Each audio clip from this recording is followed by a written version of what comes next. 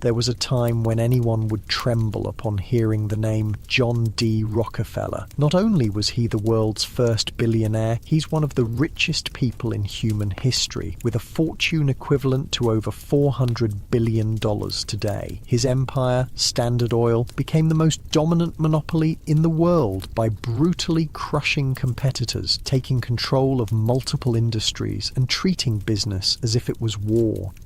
Here's what life was really like for the boy who rose from desperate poverty to become the most powerful businessman in America.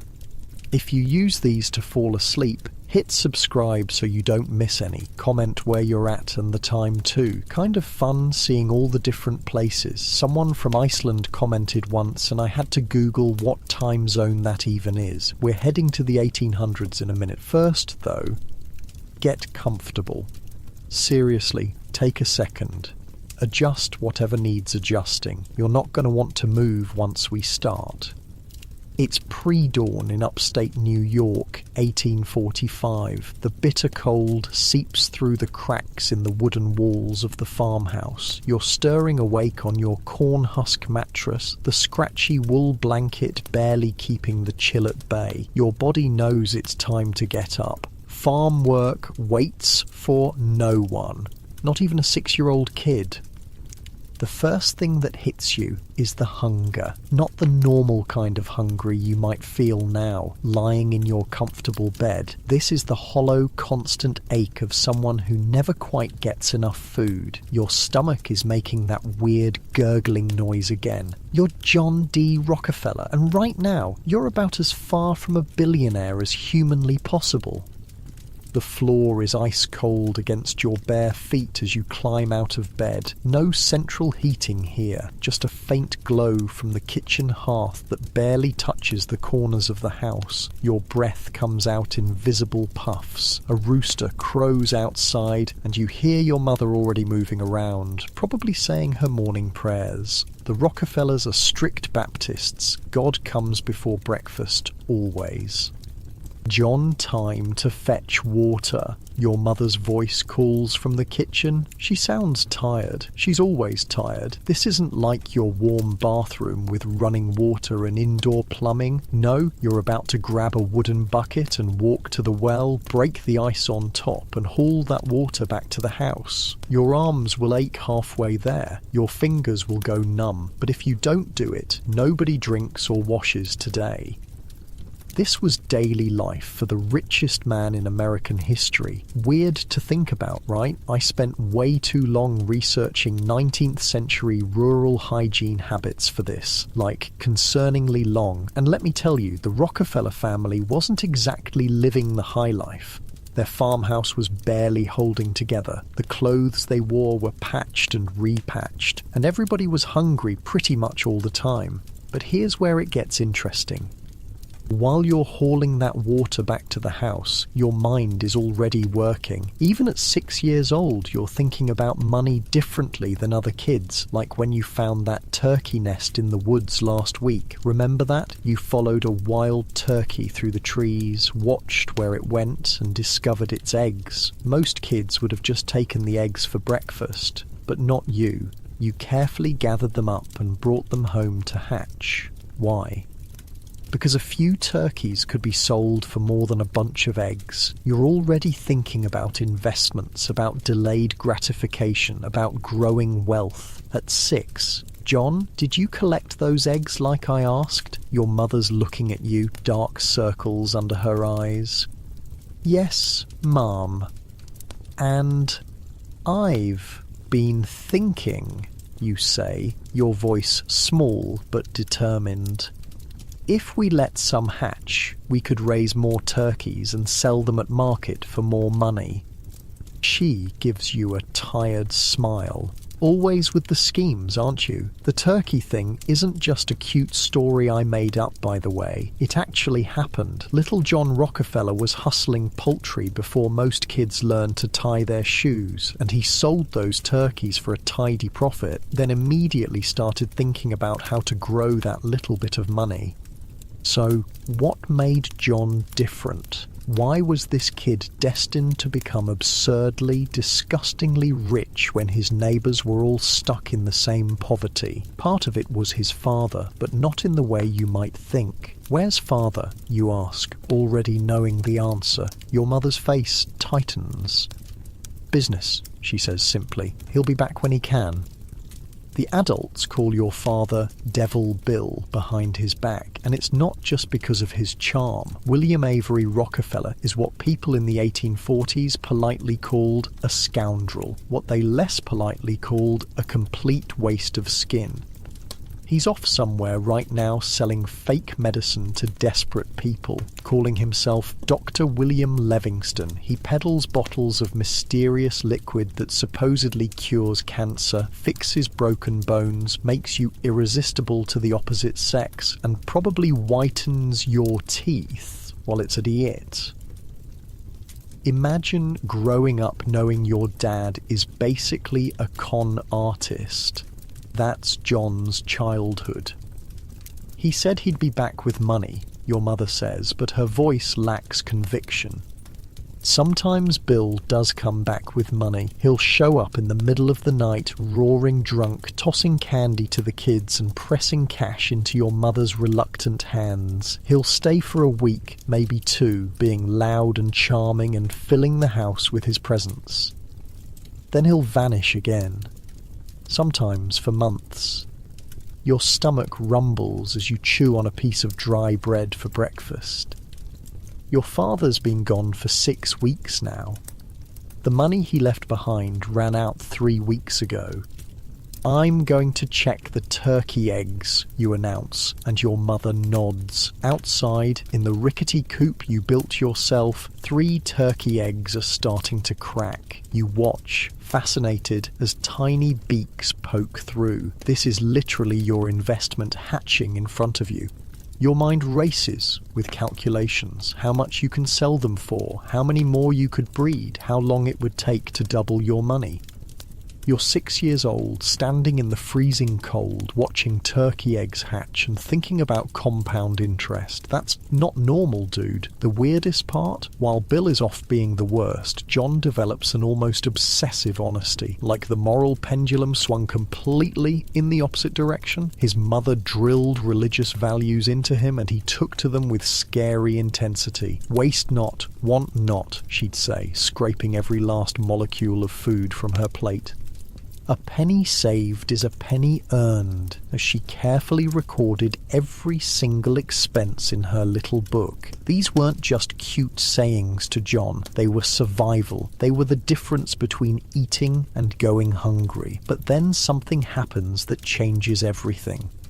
You're 10 years old now. It's 1849 and the entire town is whispering. Your father has been accused of something bad, something involving a young woman. The details are kept from the children, but you see your mother crying when she thinks no one is looking. Within days, you're packing your meagre belongings. The family has to leave town. The disgrace is too much. Where are we going? You ask your mother. Moravia, she says. We're starting over. Starting over becomes a pattern. The Rockefellers move from town to town, always one step ahead of Bill's reputation, and with each move, more responsibility falls on young John's shoulders. By 12, he's basically running the family finances. By 14, he's making loans to neighbours, and say, with interest, of course. I interviewed a historian about this, and she told me something fascinating. John's account books from when he was a teenager still exist. This kid was meticulously tracking every penny that came in and went out. He'd loan a neighbour 50 cents and note the 7% interest due in a month. He was a human calculator before calculators existed. Finally, the family settles in Cleveland, Ohio. It's 1855, and you're 16 years old. Your father's visits have become even rarer. He has another family now, a whole secret second wife and life that your mother doesn't know about. She never will. I need to find work, you tell your mother one evening. Real work.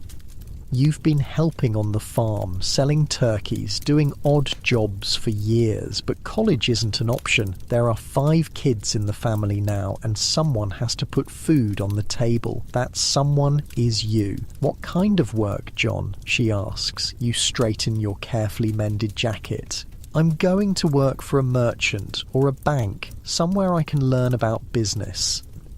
The next morning, you make a list of every substantial business in Cleveland. You put on your one good shirt, slick down your hair, and set out with absolute determination. Your first stop is the railroad office. You walk in, back straight, voice steady despite your youth. I'd like to apply for a position as a bookkeeper, you tell the man at the desk.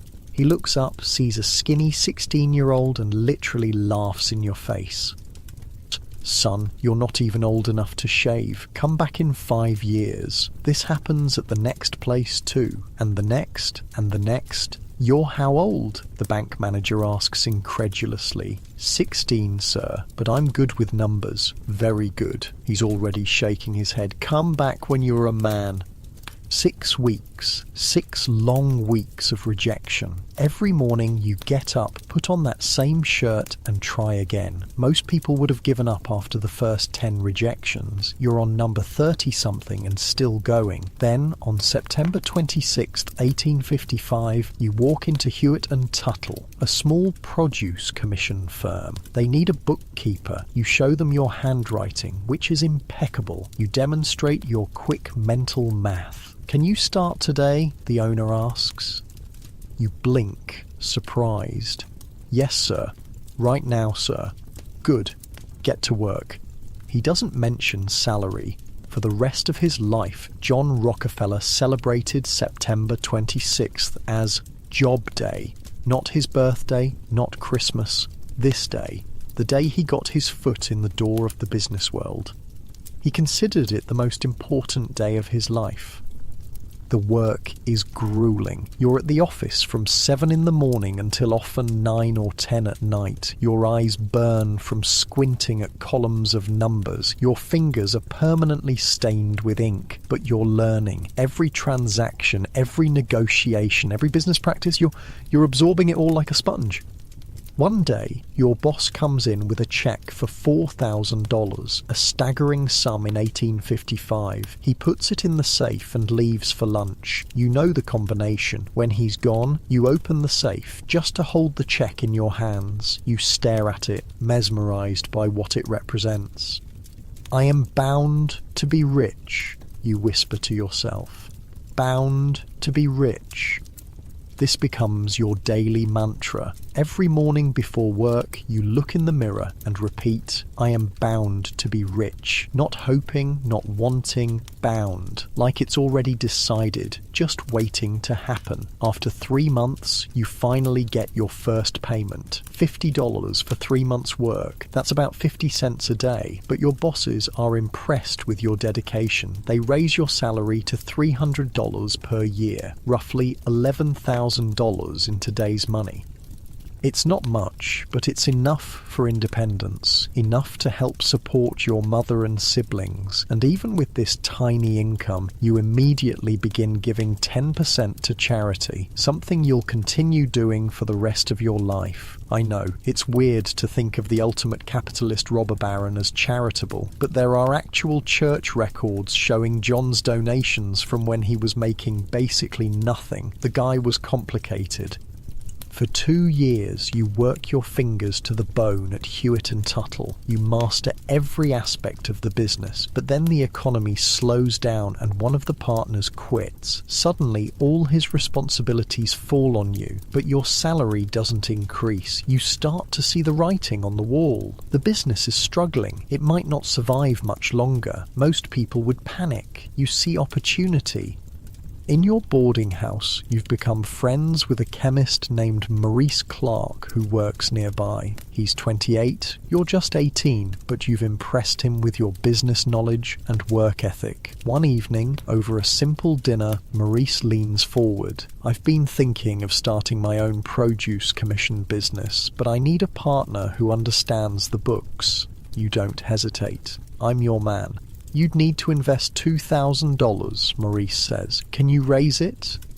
$2,000 in 1857 was no small sum, about $70,000 today. You've been saving every penny, but it's nowhere near enough. I'll find a way, you say with absolute confidence, and somehow you do. You cobble together savings and loans. You approach people with such certainty that they can't help but believe in you. At 19 years old, you become co-owner of Clark & Rockefeller, a produce commission merchant, from farm boy to business owner in 3 years.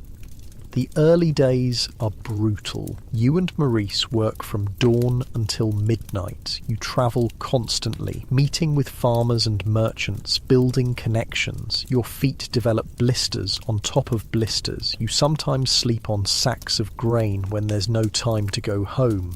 But the business grows and grows.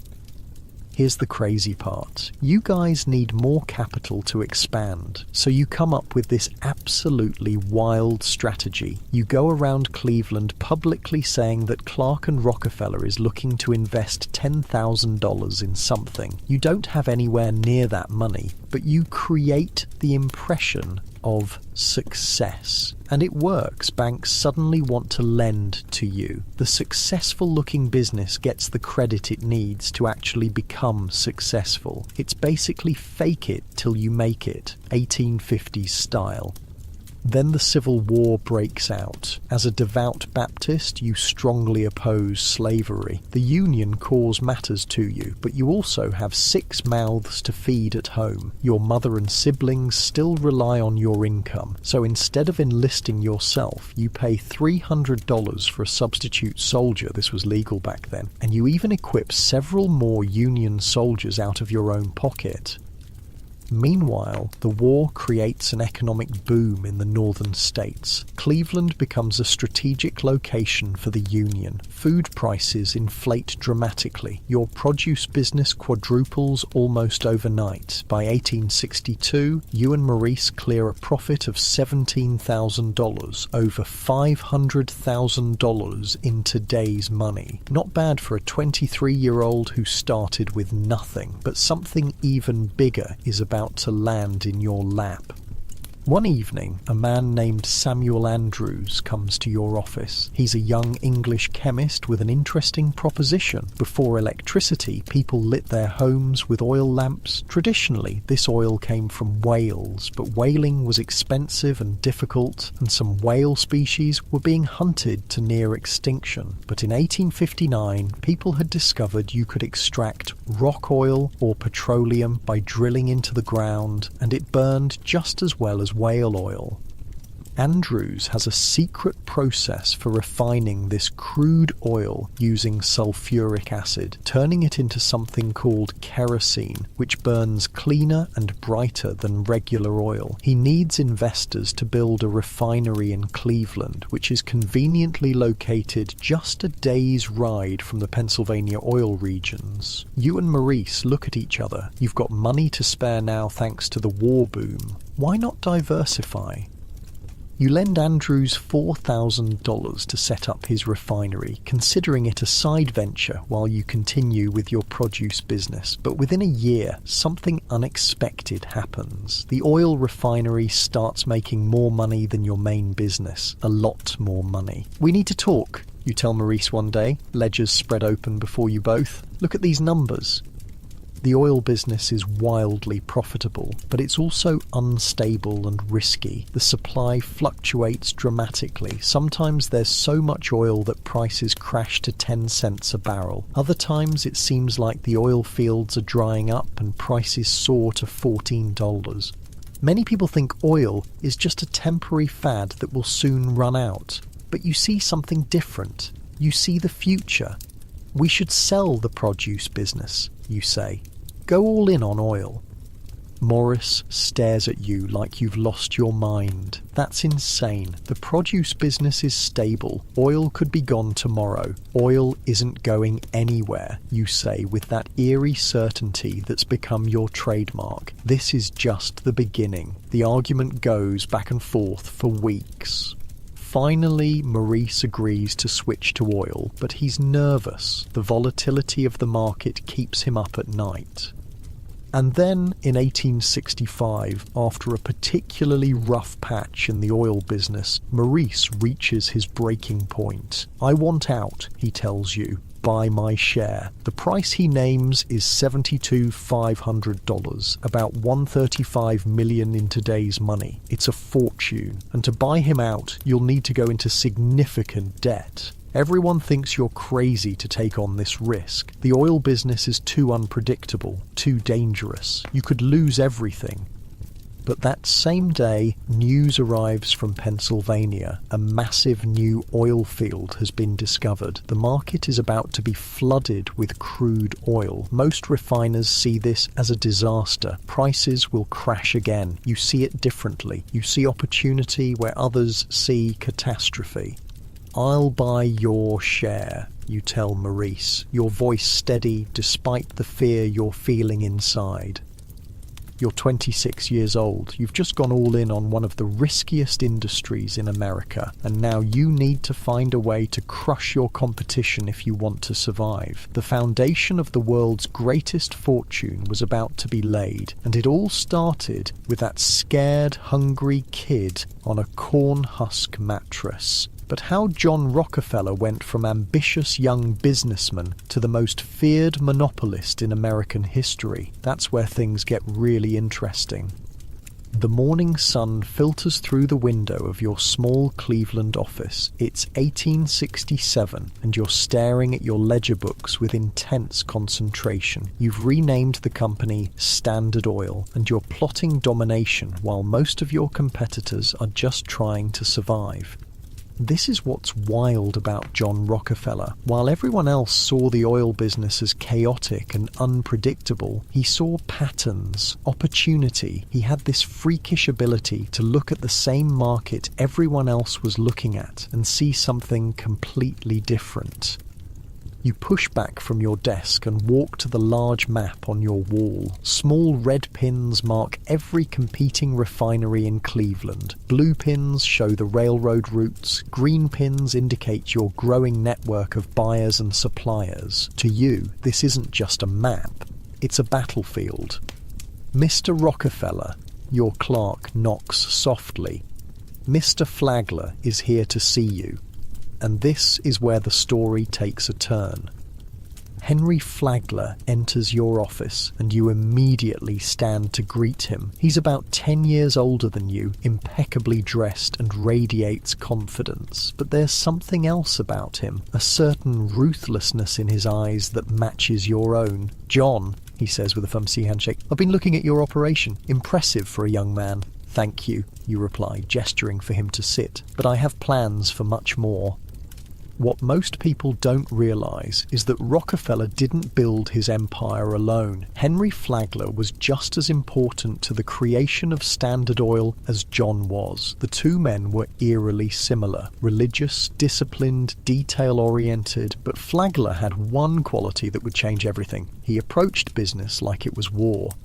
The problem with this industry, Flagler says, leaning forward in his chair, is that there are too many players, too much competition. It drives prices down, makes the whole business unstable. You nod. Exactly my thinking. "So what's the solution?" Flagler asks, though his smile suggests he already knows your answer. "Consolidation," you say without hesitation. One company, large enough to control the market, stable prices, predictable supplies.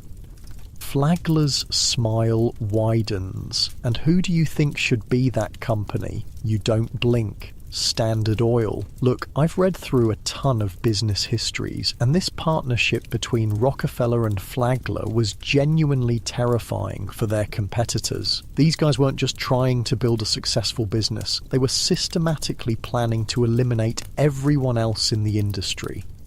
So it's early 1868, and you're sitting in your office with Flagler, mapping out a strategy that would make Machiavelli blush. "The railroads are our key," Flagler says, tracing a finger along the rail lines on your map. "They're desperate for consistent business." And this is where things get crafty. At the time, oil was transported by train, and three major railroad companies dominated the routes: the New York Central, the Erie, and the Pennsylvania Railroad. Flagler explains his idea. What if we guarantee them a certain volume of shipments? In exchange, they give us a special rate, a secret rate. Your eyes narrow. How much lower than the official rate? Flagler grins. Half, maybe less. Okay, so let me explain what's happening here, because it's kind of brilliant and kind of evil. Rockefeller and Flagler are about to negotiate what were called railroad rebates. Basically, they'd pay the official shipping rate that everyone else paid, but then the railroad would secretly give them back a portion of that money, like a discount no one else knew about. So their plan was pretty simple but devastating. 1. Get secret shipping discounts from the railroads. 2. Undercut all competitors on price, since their costs are lower. 3. When competitors go bankrupt, buy their refineries for pennies on the dollar. 4. Repeat until you control everything. Within months, you've negotiated deals with both the New York Central and the Erie railroads. In exchange for guaranteed daily shipments, Standard Oil gets a 75% discount on the official rates. Your competitors are paying $2.40 per barrel shipped. You're paying around 60 cents. Of course, these deals are kept strictly secret. If your competitors knew, they'd demand the same rates or complain to the government.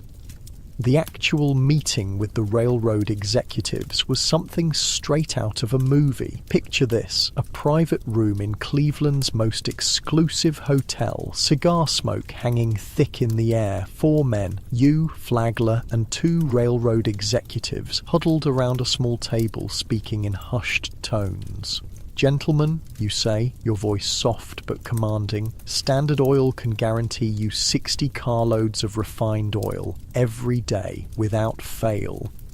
The railroad men exchange glances. That kind of consistent volume is unprecedented. In exchange, Flagler continues, we require special consideration on rates. One of the railroad men shifts uncomfortably. What you're suggesting isn't conventional. You lean forward, your eyes intense. Neither is what we're offering. Stability, predictability in an unpredictable market. They agree. Of course they agree. And just like that, you've tilted the playing field in your favour. With your shipping costs now dramatically lower than everyone else's, you can sell your kerosene for less than your competitors and still make a higher profit margin. It's only a matter of time before they start to crumble, but you're just getting started. While all this business manoeuvring is happening, you've also settled into domestic life. In 1864, you married Laura Celestia Spellman, a woman who shared your Baptist faith and disciplined nature. By 1868, you have 2 children, with more to come. Despite your growing wealth, you live modestly. Your house in Cleveland is comfortable but not ostentatious. You don't drink, smoke, or gamble. Your main indulgences are your church donations and the simple pleasure of playing with your children in the evenings. Shouldn't we get a bigger house? Laura asks one evening as you're reviewing your account books at the dining table. You could certainly afford it. You look up, considering. What we have is sufficient. Better to reinvest the money where it can grow. She smiles slightly. Always the businessman. Always, you agree. This is something that always gets me about Rockefeller. The guy was becoming insanely wealthy, but he lived like a middle-class minister. No flash, no extravagance. Every penny was accounted for, every expenditure questioned. He was building an empire with the discipline of a monk. Back at Standard Oil, your strategy is working better than even you expected. The lower prices you're able to offer are putting immense pressure on your competitors. Some are already approaching you about selling out, but then something happens that threatens to derail everything. The discovery of massive new oil fields in Pennsylvania. Suddenly, there's so much crude oil on the market that prices collapse. Oil that was selling for $4 a barrel now goes for $2.40, and many predict it will fall even further. Your competitors are panicking. Nearly 90% of oil refiners are losing money. You and Flagler, however, see this as the perfect storm. A chance to consolidate the industry even faster than you'd planned. Most of these refineries are operating at a loss, Flagler points out, reviewing the industry reports. They're desperate, which makes them cheap to acquire, you finish his thought. One evening, in late 1871, you're working late at your office. The lamp casts long shadows. As you methodically update your ledger, there's a knock at the door. It's Tom Scott, president of the Pennsylvania Railroad, the one major railroad you don't have a deal with. Mr. Rockefeller, he says, removing his hat, I believe we have mutual interests to discuss. Scott proposes something even more ambitious than your previous railroad deals, a secret alliance between the largest railroads and a select group of the largest refiners, with Standard Oil at the centre. They call it the South Improvement Company, or SIC. Under this arrangement, Standard Oil would not only get a 50% rebate on transportation costs, but would also receive a payment, called a drawback, on the shipments of any competitors who weren't part of the alliance. Let that sink in for a second. Your competitors would be paying full price to ship their oil, and then the railroad would give you a portion of that money. It's like if Burger King had to pay McDonald's a fee every time they sold a Whopper. You're even promised detailed information about your competitors' shipments, how much they're shipping, where it's going, who they're selling to. This is no longer just business, this is warfare. The South Improvement Company deal would effectively give you a stranglehold on the entire industry. Anyone outside the alliance would be squeezed to death by the higher shipping rates and the invisible tax they were paying to you. It solves our problems at a stroke, Flagler says excitedly after Scott leaves. The entire industry stabilised under our control. You nod slowly. It's perfect. Too perfect, perhaps. Your caution was justified. By early 1872, rumours of the alliance begin to spread. When people read in the newspapers that shipping rates for the three most important railroads had doubled overnight, they knew exactly who to blame. The backlash is immediate and fierce. Thousands take to the streets in protest. Oil producers in the Pennsylvania oil regions organise a boycott of any refinery suspected of being part of the South Improvement Company. Without a supply of crude oil, your refineries are useless. After just 2 months, the South Improvement Company is disbanded, a public relations disaster. But here's the thing, even though the SIC failed, the mere rumour of its existence created a panic in the industry. Everyone assumes Standard Oil still has secret deals with the railroads, whether true or not, and you decide to use that fear to your advantage. In a period of just 6 weeks, known later as the Cleveland Massacre, you approach 22 of the 26 oil refining companies in Cleveland and give them an ultimatum: sell to Standard Oil or be crushed. You walk into each competitor's office with the same offer. Standard Oil will buy them out, paying not in cash but in Standard Oil stock. The alternative is to face Standard's lower prices, superior technology and perceived railroad advantages. Mr. Rockefeller is here to see you, the secretary announces, and the refinery owner's face goes pale. You enter, hat in hand, the picture of politeness. Good afternoon. I think you know why I'm here. The refinery owner, a man named Reynolds, who you've known for years, gestures to a chair. John, let's not dance around it. You're buying everyone up. Consolidation is the future, you say calmly. This industry can't survive with dozens of small refineries undercutting each other. Reynolds laughs bitterly. So instead, one big refinery will undercut us all until we're gone. You open your briefcase and remove some papers. I'm prepared to offer you $45,000 for your refinery, paid in Standard Oil stock. Reynolds's eyes widen. His refinery is worth at least $150,000. That's robbery. That's the future, you correct him. Your refinery is losing money every day. How long can you keep operating at a loss? 6 months? A year? And what will your refinery be worth then? You slide the papers across his desk. Standard Oil stock, on the other hand, will only increase in value as we grow. Reynolds stares at the papers for a long moment. And if I refuse, your expression doesn't change. Then we wish you the best of luck competing in the new market. We don't know exactly what went down in these meetings, but we do know the results. Within those 6 weeks, 22 out of the 26 refineries in Cleveland sold to Standard Oil, most for a fraction of their actual value. Whenever anyone sold out, you gave them only 2 options: sign a contract prohibiting them from ever re-entering the oil business, or join Standard Oil as an employee or partner. Many chose to join, which meant you now had the brightest minds in the industry working for you instead of against you.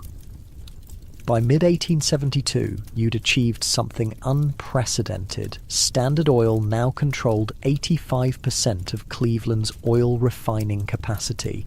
You'd gone from 1 refinery to 22 in less than 3 months.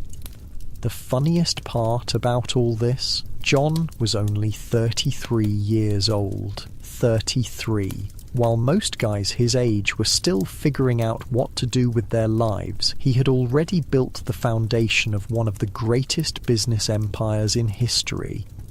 But just as you're consolidating your Cleveland dominance, disaster strikes. On September 18th, 1873, a financial panic hits Wall Street. The stock market collapses, banks fail across the country, the US economy plunges into a depression that will last 6 years. For the first time, oil prices drop not because of oversupply, but because of collapsing demand. Standard Oil has to temporarily shut down all but 2 of its Cleveland refineries.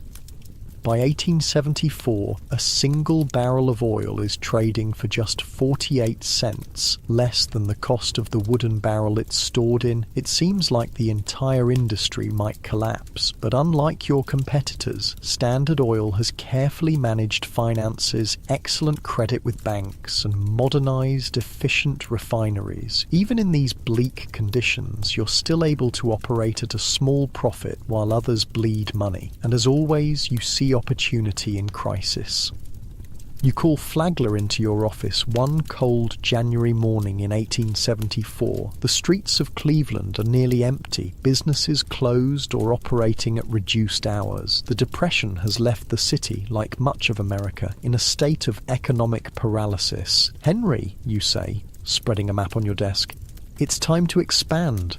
Flagler looks at you like you've lost your mind. Expand? Now? In the middle of a depression? You trace your finger across the map, touching Pittsburgh, Philadelphia, New York. Everyone is struggling. Refineries in these cities are operating at a loss, burning through their reserves just to stay alive, which means they're cheap, Flagler says slowly, beginning to understand. Exactly, you nod. We've conquered Cleveland. Now we take the rest. And that's exactly what you do. You initiate a nationwide buyout campaign, and whenever anyone is reluctant to sell, you resort to the same indirect tactics that worked in Cleveland. You buy up all the available barrels so competitors can't package their oil. You reserve all available railroad capacity so they can't ship their product. You use your railroad connections to get their shipping rates raised to ruinous levels. Then, when they're on the verge of bankruptcy, you swoop in with an offer to save them by buying them out, at a steep discount, of course. Picture this scene, a small refinery owner in Pittsburgh sitting in his cold office. It's been weeks since he's received a shipment of barrels for his refined oil. His workers are idle. The banks won't extend more credit. His wife has already pawned her jewellery to keep the business afloat. Then you walk in, impeccably dressed despite the economic depression, calm, confident. I understand you're having some difficulties, you say, removing your gloves. The refinery owner looks up, his face haggard. You engineered those difficulties. You don't deny it. I've come with a solution. By the time the Depression begins to lift in the late 1870s, Standard Oil controls over half of Pittsburgh's refining capacity, the largest refineries in Philadelphia, and has secured a dominant position in New York as well. To further strengthen your grip on the industry, you begin building a network of pipelines to transport oil. These pipelines reduce your reliance on the railroads and further lower your costs. With these pipelines stretching across the eastern United States like tentacles, Standard Oil earns a new nickname among its enemies, the Octopus, and you, John D. Rockefeller, are only just beginning. By your late 30s, you're already one of the wealthiest men in America, and you've laid the groundwork for a monopoly that will soon control 90% of the oil refining in the entire country. The ruthless tactics that built this empire have made you many enemies. The largest newspaper in America calls Standard Oil the most cruel, impudent, pitiless, and grasping monopoly that ever fastened upon a country. But in your mind, you're bringing order to chaos, stability to volatility. You're not destroying the oil industry, you're saving it from itself. You stand at your office window watching the snow fall on Cleveland. Your competitors fear you. The public is beginning to hate you, but you're convinced that what you're doing is not just good business. It's your divine calling. Mr. Rockefeller, your secretary interrupts your thoughts. Mr. Flagler needs to see you immediately. There's a situation with the Pennsylvania Railroad. You turn from the window, straightening your jacket. Tell him I'll be right there. The battle for complete control of America's oil industry is about to enter its most vicious phase, and at its center stands you, the quiet, religious man who treats business like war. The clock on your office wall shows nearly midnight. You're still at your desk, lamplight casting shadows across the papers spread before you. It's 1877, and the conflict with the Pennsylvania Railroad has reached a breaking point. You tap your pencil against the ledger. For years, the railroads have been essential to your business. Now they're becoming a liability. Mr. Rockefeller? Your assistant knocks softly. Mr. Flagler asked me to give you this. He hands you a telegram. Tom Scott, president of the Pennsylvania Railroad, has done something unforgivable. He started building his own oil refineries. So, you say quietly, folding the telegram, war it is. For the railroad companies, the oil industry had been a tremendous source of business. But as Standard Oil began laying its vast network of pipelines, the railroads faced the terrifying prospect that their most important customer was making them obsolete. So Tom Scott decided to fight back by entering the oil business himself. Bad move. You gather your top executives the next morning. The room is tense, faces grim. These men understand what's at stake. Gentlemen, you say, your voice mild as ever. The Pennsylvania Railroad has declared war on Standard Oil. They've chosen to compete with us directly. Flagler leans forward. What do you propose, John? You smile slightly. We're going to crush them. I'm not exaggerating when I say what happened next was one of the most brutal corporate battles in American history. Rockefeller launched what was essentially a three-pronged attack. First, Standard Oil cancelled all shipments with the Pennsylvania Railroad and redirected them to their competitors. Second, Standard lowered the price of kerosene so dramatically that the Pennsylvania's new refineries couldn't possibly make a profit. Third, and this was the killer, Standard convinced the New York Central and Erie railroads to lower their shipping fees to ridiculous levels purely to bleed the Pennsylvania Railroad dry. The Pennsylvania Railroad was forced to make an impossible choice: either match these rock-bottom rates and lose money on every shipment, or maintain their prices and watch their customers flee to cheaper competitors.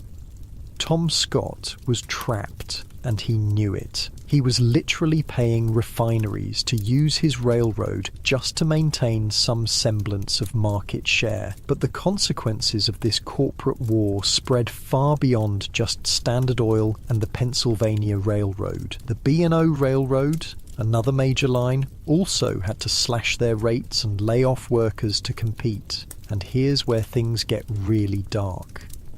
In July 1877, with wages cut by 20% and workers being laid off by the hundreds, railroad employees across the country went on strike. It turned violent almost immediately. Have you seen the papers? Flagler bursts into your office one morning, his face pale. You look up calmly. I have. The headlines scream about riots in Pittsburgh. Strikers have torched Pennsylvania Railroad property. 500 freight cars, 120 locomotives, and 27 buildings are now smouldering ruins.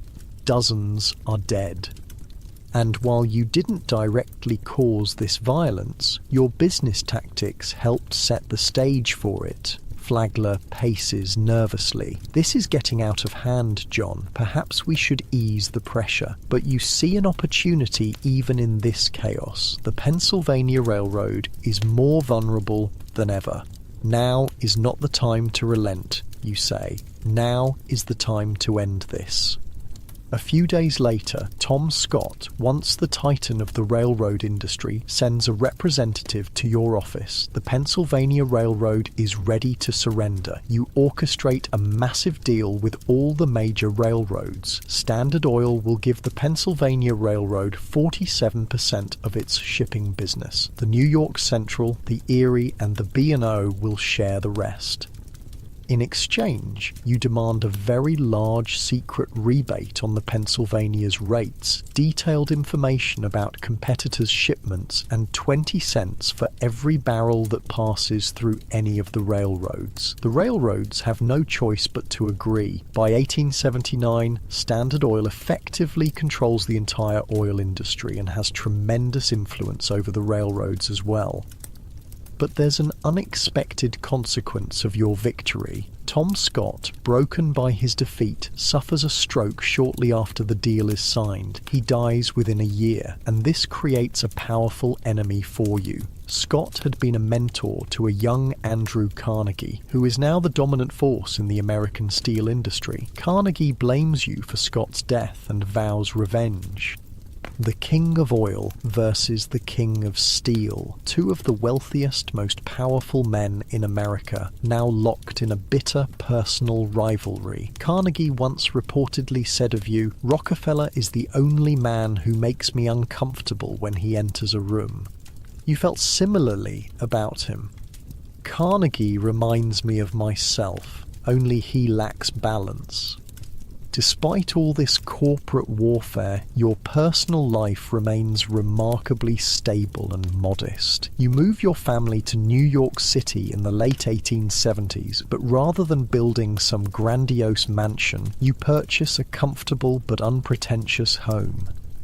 Your daily routine is almost monastic in its discipline. You wake early, spend time in prayer and Bible reading, eat a simple breakfast, and then head to your office. You don't drink, smoke, or engage in the extravagant social life that consumes many of New York's elite. Your favourite pastime is simply playing with your children in the evenings. One of your employees once remarked that you'd rather be down on all fours with your children than at the most elegant dinner in New York. This strange contrast between your ruthless business practices and your gentle family life puzzles many. But in your mind, there's no contradiction. Business is business. Family is sacred. And despite your growing notoriety, you continue to donate at least 10% of your income to religious and charitable causes, a practice you've maintained since you received your very first paycheck. Back at Standard Oil, you're now focusing on vertical integration. Until this point, you've primarily pursued horizontal integration, taking over competitors who do the same thing you do. Now you want to control every step of the supply chain, from oil wells to refineries, to transportation, storage, and retail. This wasn't just about greed, it was about control, about building a system so perfectly integrated that nothing was left to chance. In 1885, a massive new oil field is discovered in Lima, Ohio. It seems like a blessing at first. More oil means more business for Standard, but there's a problem. It smells like a skunk died in a barrel of rotten eggs, your chief chemist explains, wrinkling his nose at a sample of the Ohio oil. Even after refining, this skunk oil, as it's called, has such a high sulfur content that it's practically worthless. It trades for as little as 15 cents per barrel because no one wants to buy kerosene that makes their house smell like death. Most refiners give up on the Ohio oil fields immediately. Not you. Find a way to remove the sulfur. You tell your team of chemists. Whatever it costs. For almost a year, they work on the problem. Finally, they develop a process to remove the sulfur, making the oil usable. Standard Oil is suddenly the only company able to profitably refine and sell this cheaper form of oil. This gives you a massive advantage when, a few years later, oil begins to be discovered in massive quantities throughout the Midwest and Southwest, in Oklahoma, Texas, Kansas, and California. And this ties into another major development, the rise of the automobile. As cars begin to replace horse-drawn carriages, the demand for gasoline, previously considered a waste product of the refining process, skyrockets. Once again, your foresight pays off spectacularly. While others were focused solely on kerosene for lamps, you'd built an empire that was perfectly positioned to fuel the automotive revolution. By the 1890s, Standard Oil controls approximately 90% of all oil refineries and pipelines in the United States. Your personal wealth has grown to unimaginable levels, and yet the larger Standard Oil grows, the more enemies it creates. Small businessmen crushed by your tactics.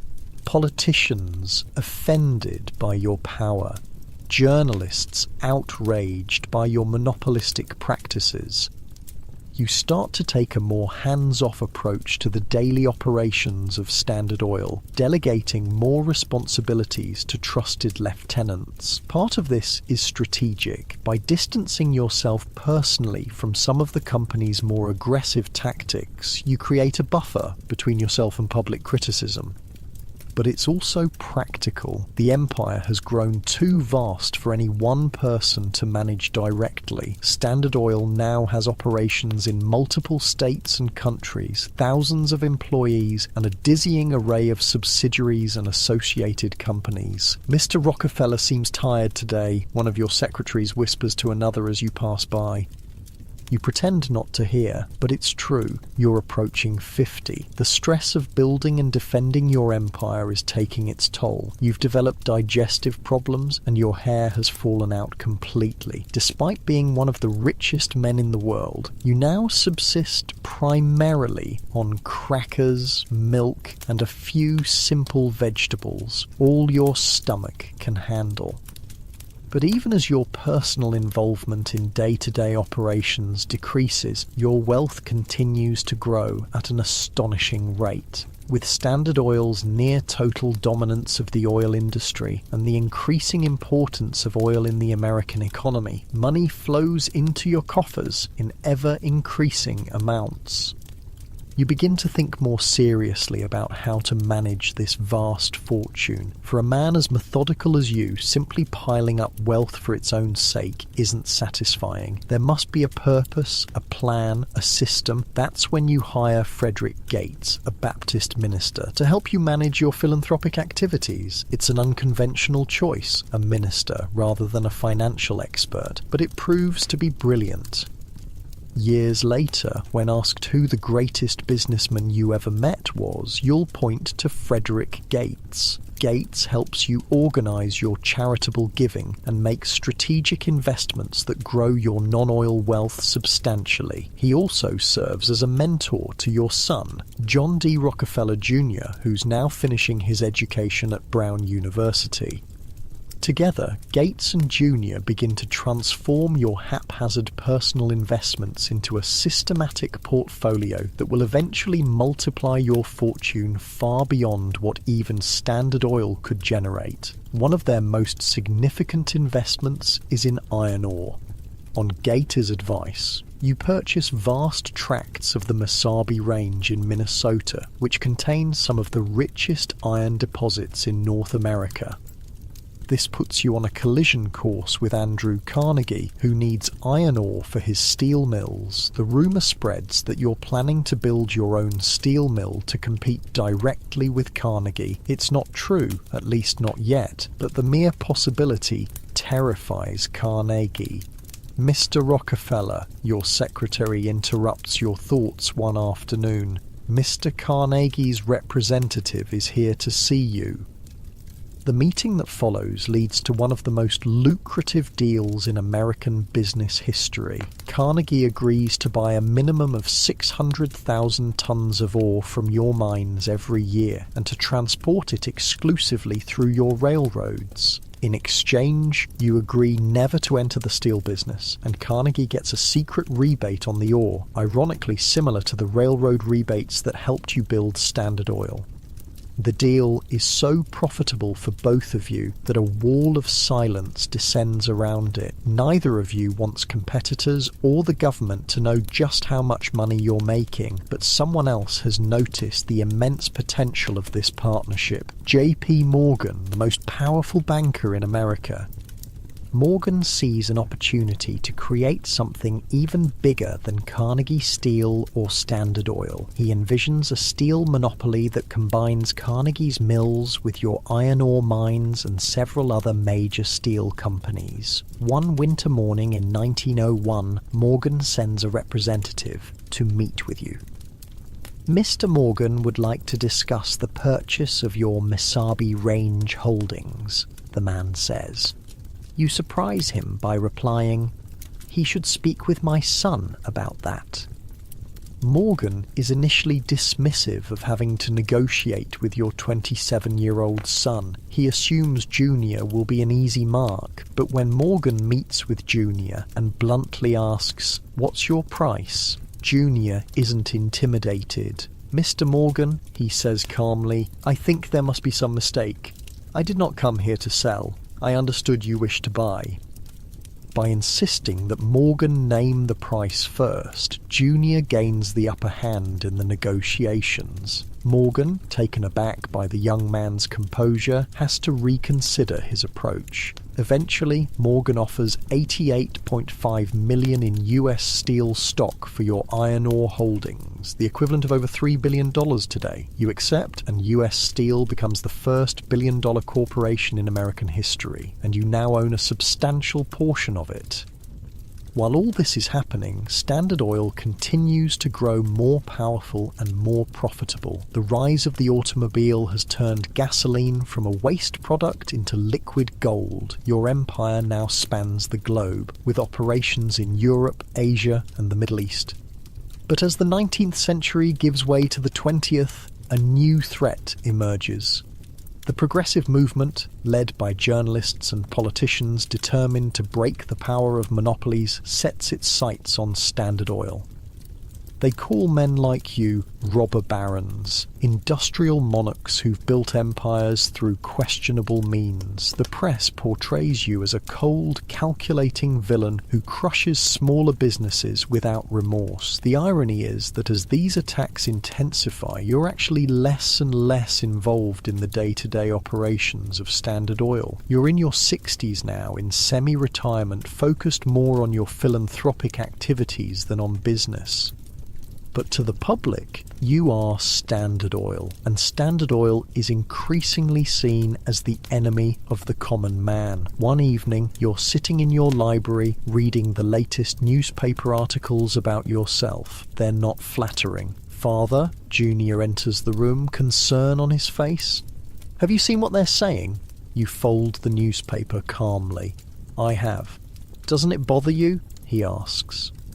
You consider the question for a moment. The public will form its judgment. If that judgment is just, I have nothing to fear. If it's unjust, you shrug. Well, I've faced worse. But privately, you're concerned. The political winds are shifting. There's talk of new antitrust legislation, of presidential candidates promising to break up monopolies like Standard Oil. And there's one journalist in particular whose work is causing you significant discomfort, Ida Tarbell. Tarbell's father was one of the independent oil refiners who went bankrupt during Standard Oil's rise to power. Now she's writing a devastating exposé of your business practices, publishing it in monthly installments that the American public devours eagerly. What makes Tarbell's work so damaging is that it's meticulously researched. She's not just slinging mud, she's revealing actual documents, testimony from former Standard Oil employees, details of secret deals and strong-arm tactics that had previously been hidden from public view. Your policy is never to respond directly to critics, so Tarbell's accusations go unchallenged. This only seems to validate them in the public's mind. As the new century dawns, you find yourself in an unusual position. You're wealthier than you've ever been, with your fortune growing daily. You control, directly or indirectly, a significant portion of the American economy, and yet your public image has never been worse.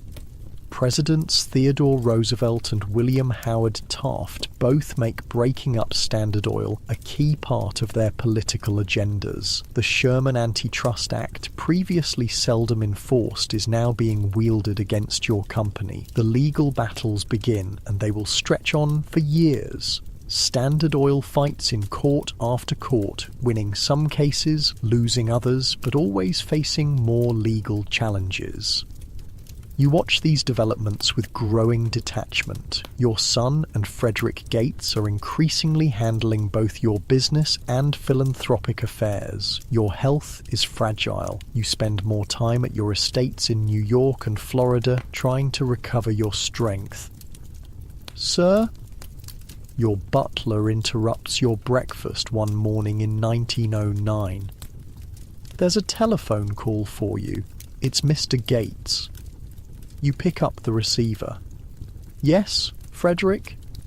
John, Gates says, his voice tense. The Supreme Court has agreed to hear the government's case against Standard Oil. You're silent for a moment. The Supreme Court, the final arbiter. After this, there will be nowhere else to appeal. I see, you say finally. Keep me informed.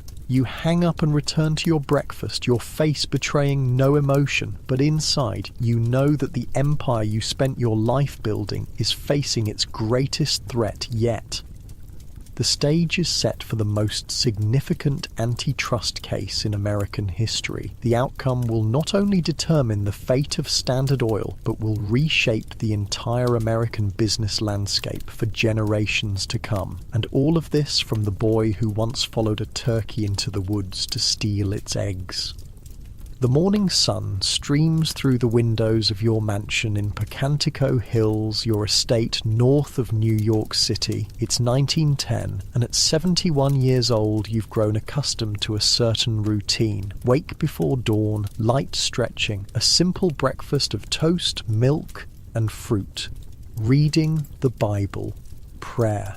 But today there's a tension in your body that the familiar routine can't quite dispel.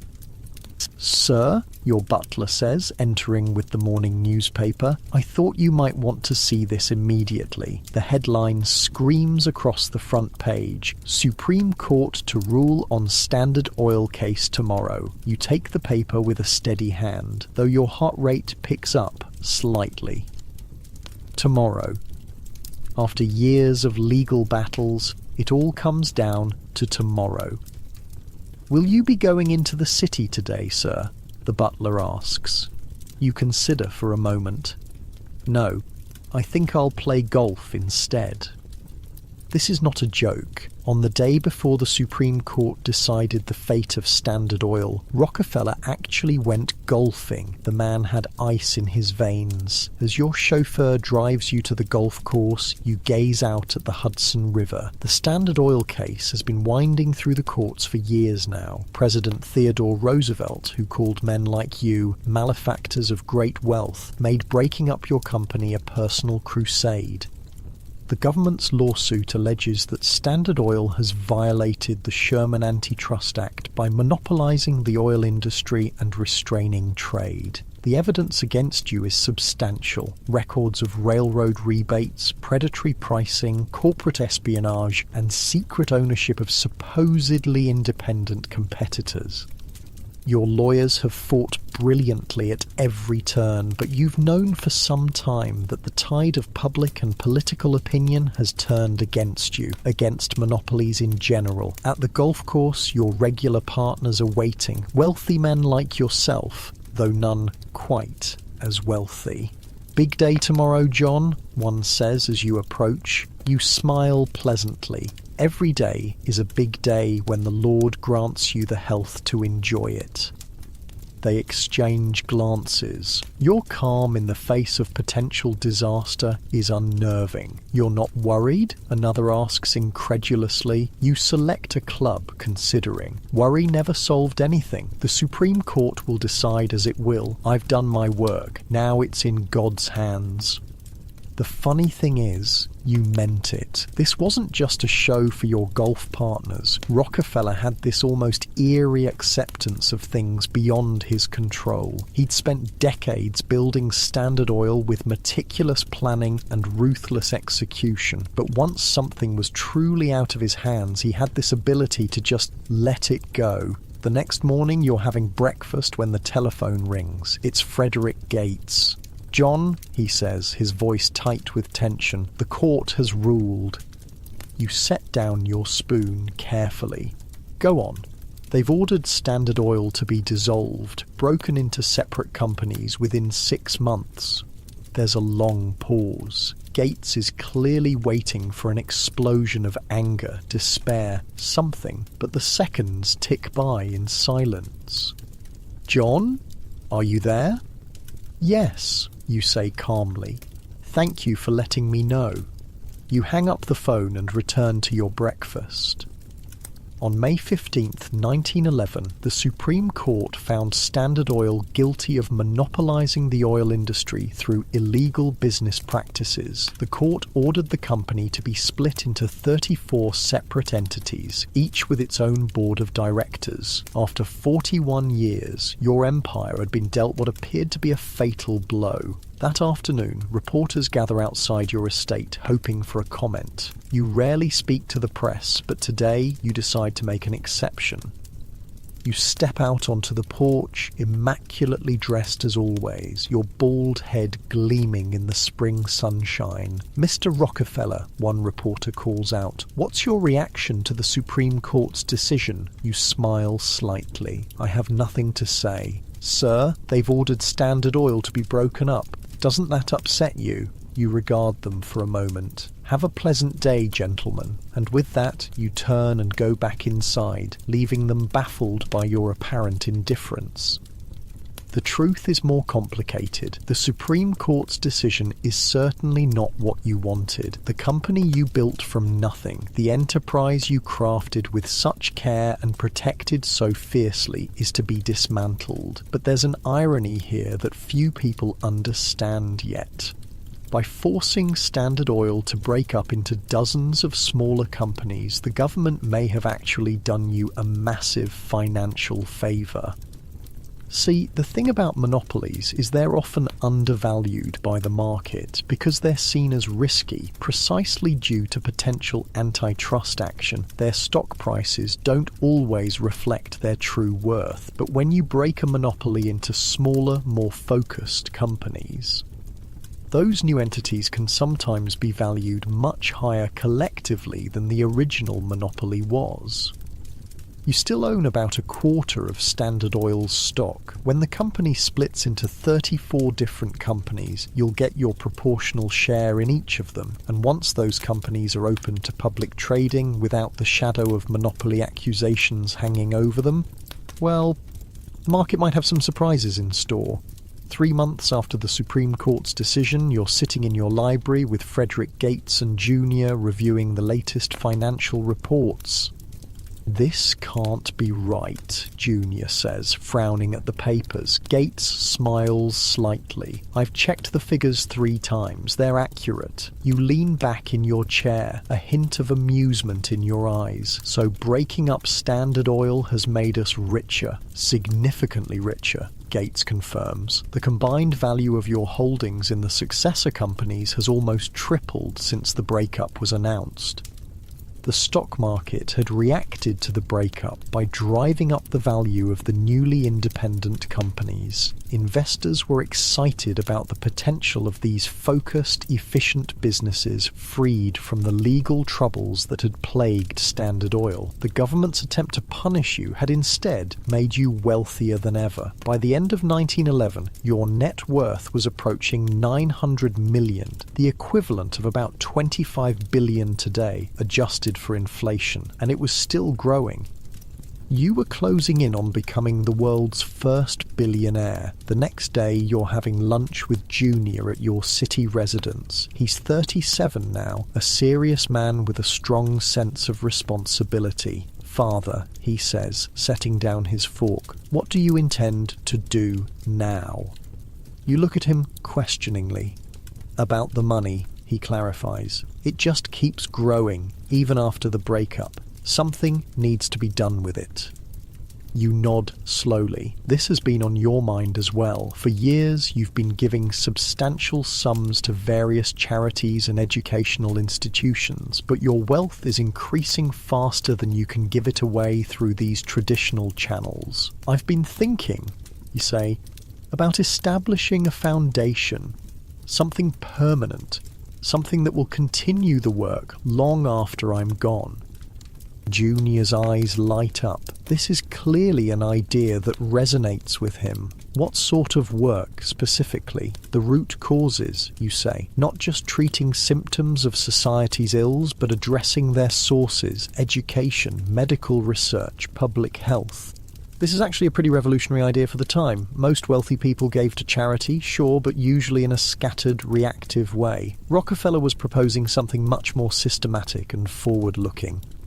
2 years later, in 1913, the Rockefeller Foundation is officially established with an initial endowment of $100 million over $2.6 billion in today's money. Its mission is ambitious: to promote the well-being of mankind throughout the world. You appoint Junior and Frederick Gates to lead the foundation, with a board of distinguished scientists, educators, and public health experts to guide its work. "Sir," your secretary interrupts one afternoon, "Dr. Welch is here to see you." Dr. William Welch, a prominent physician and one of the directors of your foundation, enters your office with an air of excitement. "Mr. Rockefeller," he says, "I believe we've found a promising direction for our medical research funding." He proceeds to tell you about hookworm disease, a parasitic infection that affects millions of people, particularly in the American South. The disease causes anemia, weakness, and developmental problems in children. "The wonderful thing," Welch explains, leaning forward eagerly, "is that we know how to prevent and treat it. It's not like cancer or tuberculosis, where the medical science is still developing. With hookworm, we know what to do. We just need the resources to do it on a large scale." You listen carefully, asking occasional questions about costs, logistics, and expected outcomes. This is exactly the kind of project you've been looking for, one where a strategic investment can make a dramatic difference. "Draft a proposal," you say finally. "Let's make this happen."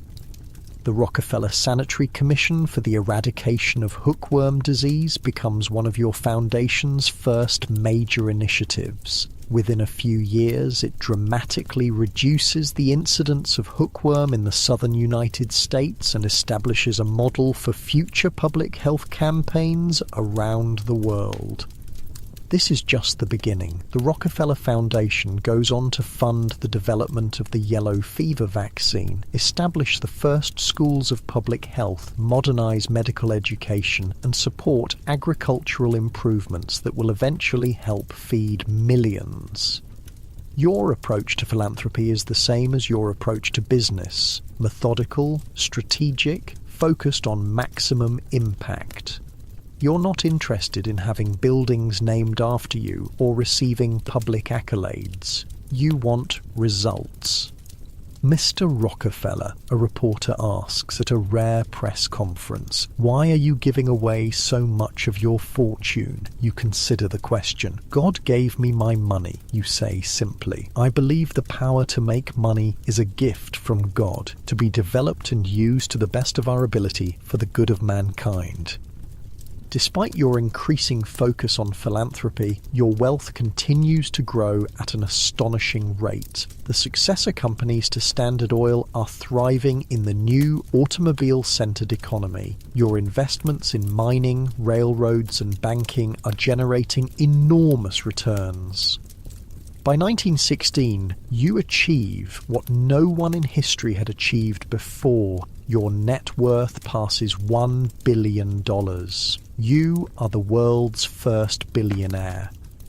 To put this in perspective, your wealth represents about 2% of the entire US economy. Adjusted for GDP, that would be equivalent to around $450 billion today, making you more than twice as rich as anyone currently living. But money means less and less to you personally.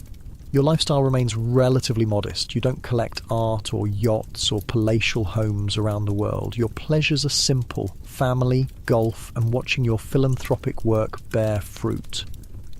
Father, Junior says one evening as you sit together in your library, I've been thinking about the future of our philanthropic work. Go on, you encourage. The foundation is doing excellent work globally, but I wonder if we should consider something more focused on individual development. Education, perhaps, but in a different way than the universities we've funded. Junior goes on to outline his idea for what will eventually become the General Education Board, focused on improving education at all levels, particularly for disadvantaged communities. You listen attentively, nodding occasionally. Junior has increasingly taken over the management of both your business and philanthropic interests. He's proven himself to be thoughtful, strategic, and deeply committed to using wealth for the public good. You've given this a lot of thought, you say when he finishes. He smiles slightly. I had a good teacher. Junior isn't just flattering you. Despite your reputation as a ruthless businessman, you've always been meticulous about education, both your own and others. Throughout your career, you've studied constantly, learning every detail of the oil industry and then of finance and investment. I'm considering a significant additional donation to the foundation, you tell him. Perhaps another 100 million. Junior's eyebrows rise. Even for you, that's an enormous sum. Are you sure? He asks. That would bring your total giving to over $500 million. You nod. Money is like manure. It's not worth a thing unless it's spread around, encouraging young things to grow. This was one of Rockefeller's actual sayings, by the way. The guy had a weird thing for farming metaphors. The next day, you're walking through your garden with your grandchildren. At 77, you still have remarkable energy, though your health has improved significantly since your partial retirement. Grandfather, one of the children asks, is it true you're the richest man in the world? You smile down at her. I believe the richest person is the one who is content with what they have. She wrinkles her nose. That's not a real answer. You laugh, a surprisingly hearty sound from such a reserved man. No, I suppose it isn't. You kneel down, slightly stiff but determined to be at eye level with her. Yes, people say I have more money than anyone else, but that's not what matters. What matters is what you do with what you have, whether it's a little or a lot. And what are you doing with yours? She asks innocently. Trying to help people, you say simply. Trying to solve problems that make life harder than it needs to be. This is the great paradox of John D. Rockefeller, the man who built his fortune through ruthless business tactics, who crushed competitors without mercy and manipulated markets to his advantage, was also genuinely committed to using that fortune to improve the human condition. Was it guilt, religious conviction, a desire to rehabilitate his public image? Probably some combination of all these factors, along with a sincere belief that wealth carried responsibility. As the First World War rages in Europe, your foundation focuses on relief efforts, particularly in Belgium, where millions face starvation under German occupation. You personally contribute millions to these efforts, working closely with future President Herbert Hoover, who is coordinating American relief work. The war accelerates the demand for oil products, particularly gasoline for military vehicles. The successor companies of Standard Oil see their profits and your wealth surge even higher. By 1918, as the war draws to a close, you're approaching 80 years old. Your health is surprisingly good for a man who spent much of his middle age plagued by digestive problems and stress-related ailments. You attribute your longevity to a simple diet, regular exercise, and freedom from worry. Worry, you often tell your grandchildren, never accomplished anything. In your sun-filled study at Pocantico Hills, you're reading through reports from the various foundations and institutions you've established. The Rockefeller Institute for Medical Research, later Rockefeller University, is making breakthroughs in understanding infectious diseases. The General Education Board is transforming schools across America. The Rockefeller Foundation is extending its work globally. Frederick Gates enters with a new stack of papers. The latest reports from China, he says, placing them on your desk. The medical college in Beijing is making excellent progress. You nod, pleased. Your philanthropic work has increasingly taken on a global dimension. You believe that advances in medicine, education, and agriculture should benefit all of humanity, not just Americans. And this, Gates adds, handing you a newspaper, might interest you. It's an editorial criticizing your charitable giving as an attempt to whitewash your reputation and distract from how your fortune was made. You scan it briefly, then set it aside without comment. Such criticisms are nothing new. Many see your philanthropy as mere image rehabilitation, the robber baron trying to buy his way into heaven. But you've long since stopped concerning yourself with public opinion. Your focus now is on ensuring that the vast wealth you accumulated will continue to serve humanity long after you're gone. Frederick, you say, looking up from the papers, I've been thinking about our work in medical research. Yes? I want to expand it significantly. There are diseases we can defeat in our lifetime if we commit the resources. Gates smiles. After decades of working together, he still marvels at your ambition. I'll have the team draft some proposals. You nod, satisfied. The empire you built may have been dismantled, but your legacy is just beginning to take shape. As the sun sets over the Hudson River, casting long shadows across your estate, you stand at the window, contemplating the journey that brought you here. From the poor farm boy with a talent for numbers to the richest man in the world. From the ruthless architect of America's most powerful monopoly to one of history's greatest philanthropists. It's been a life of stark contrasts and apparent contradictions, but to you, there's always been a consistent thread, the application of method, discipline, and strategic thinking to whatever challenge was at hand, whether building a business empire or solving global health problems. The boy, who once carefully raised turkeys to sell at market, had become the man who carefully designed institutions to improve human life on a planetary scale. And the story was far from over. The morning sun spills through the windows of your Florida estate. It's 1920, and at 81 years old, you've developed a comfortable rhythm to your days. Breakfast with Laura, your wife of 56 years. A few hours reviewing reports from your foundations. Golf in the afternoon. Dinner with family when they're visiting. Simple pleasures for a man who could buy practically anything.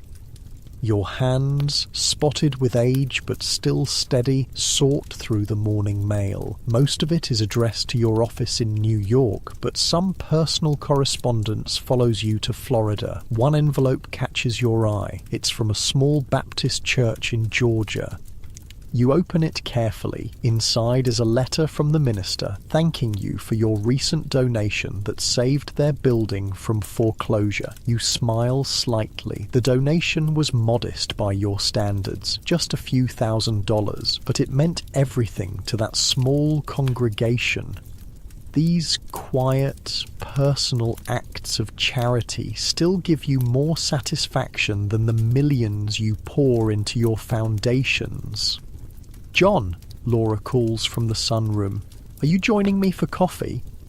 You tuck the letter into your pocket and join your wife. Laura has been your constant companion since 1864. She's known you as a struggling young businessman, as the most feared industrialist in America, and now as the world's greatest philanthropist. Through it all, she's remained the same. Practical, devout, unimpressed by wealth or fame. "What has you smiling this morning?" she asks, pouring you a cup of black coffee. You show her the letter. She reads it and nods approvingly. "Sometimes I think these small gifts do more good than the big foundations," she says. "Perhaps," you reply, "but the foundations can tackle problems too large for small gifts." This was the dual nature of Rockefeller's philanthropy, the personal and the institutional. He gave away dimes and nickels to people he met on the street, a habit that earned him both affection and mockery, while simultaneously funding institutions that would transform medicine, education, and public health on a global scale. The telephone rings, interrupting your coffee. It's Frederick Gates calling from New York. "John," he says, his voice tense despite the crackling connection, "have you seen the newspapers? The market is in trouble. The post-war boom is ending. The economy is showing signs of strain. Banks are failing in several states. It's not yet the Great Depression, but the warning signs are there. We should consolidate some of our positions," you say calmly. "Move more into government bonds." This is one advantage of your age and experience. You've seen financial panics before. 1873, 1893, 1907. You know that markets rise and fall. You know how to protect wealth through the cycles. Junior is worried about the impact on our foundations if there's a prolonged downturn, Gates says. "Tell Junior not to worry," you reply. "The foundations have endowments large enough to weather any storm." After you hang up, you sit for a moment, considering. Your son has essentially taken over management of your business and philanthropic affairs. He's done well, better than you expected when he was a serious, somewhat sheltered young man entering Brown University. Junior lacks your killer instinct for business, but he has something perhaps more valuable for the task he's undertaken. A genuine, almost painful sense of responsibility to use the Rockefeller fortune for the greater good. A week later, you're back in New York for a board meeting of the Rockefeller Foundation. The discussion centers on expanding your international health programs. The success of the hookworm campaign has been remarkable, Dr. Rose, one of your medical directors, explains. We've essentially eliminated the disease in the American South. Now, we want to apply the same approach globally. You listen attentively as he outlines plans to combat malaria, yellow fever, and other infectious diseases across Latin America, the Caribbean, and parts of Asia and Africa. The cost, you ask when he finishes? $25 million over 5 years, he answers promptly. Some of the board members shift uncomfortably at the figure. It's an enormous sum, even for the Rockefeller Foundation. You nod thoughtfully. If the results will match those of the hookworm campaign, it's worth every penny. Junior, sitting beside you, smiles slightly. He knows you well enough to have anticipated your response. For all your reputation as a penny pincher in personal matters, you've never hesitated to invest heavily when you see potential for significant returns, whether in business or philanthropy. After the meeting, you and Junior walk slowly through Central Park. Despite your age, you still enjoy a good walk, though you tire more quickly than you once did. Father, Junior says, I've been thinking about creating a new venture, something focused on art and culture. You raise an eyebrow. Art has never been a particular interest of yours. Your taste runs to the practical, the useful. Go on, you say. I believe art and beauty are essential to human flourishing, just as health and education are, he explains. I'd like to establish a place in the city where art can be accessible to everyone, not just the wealthy.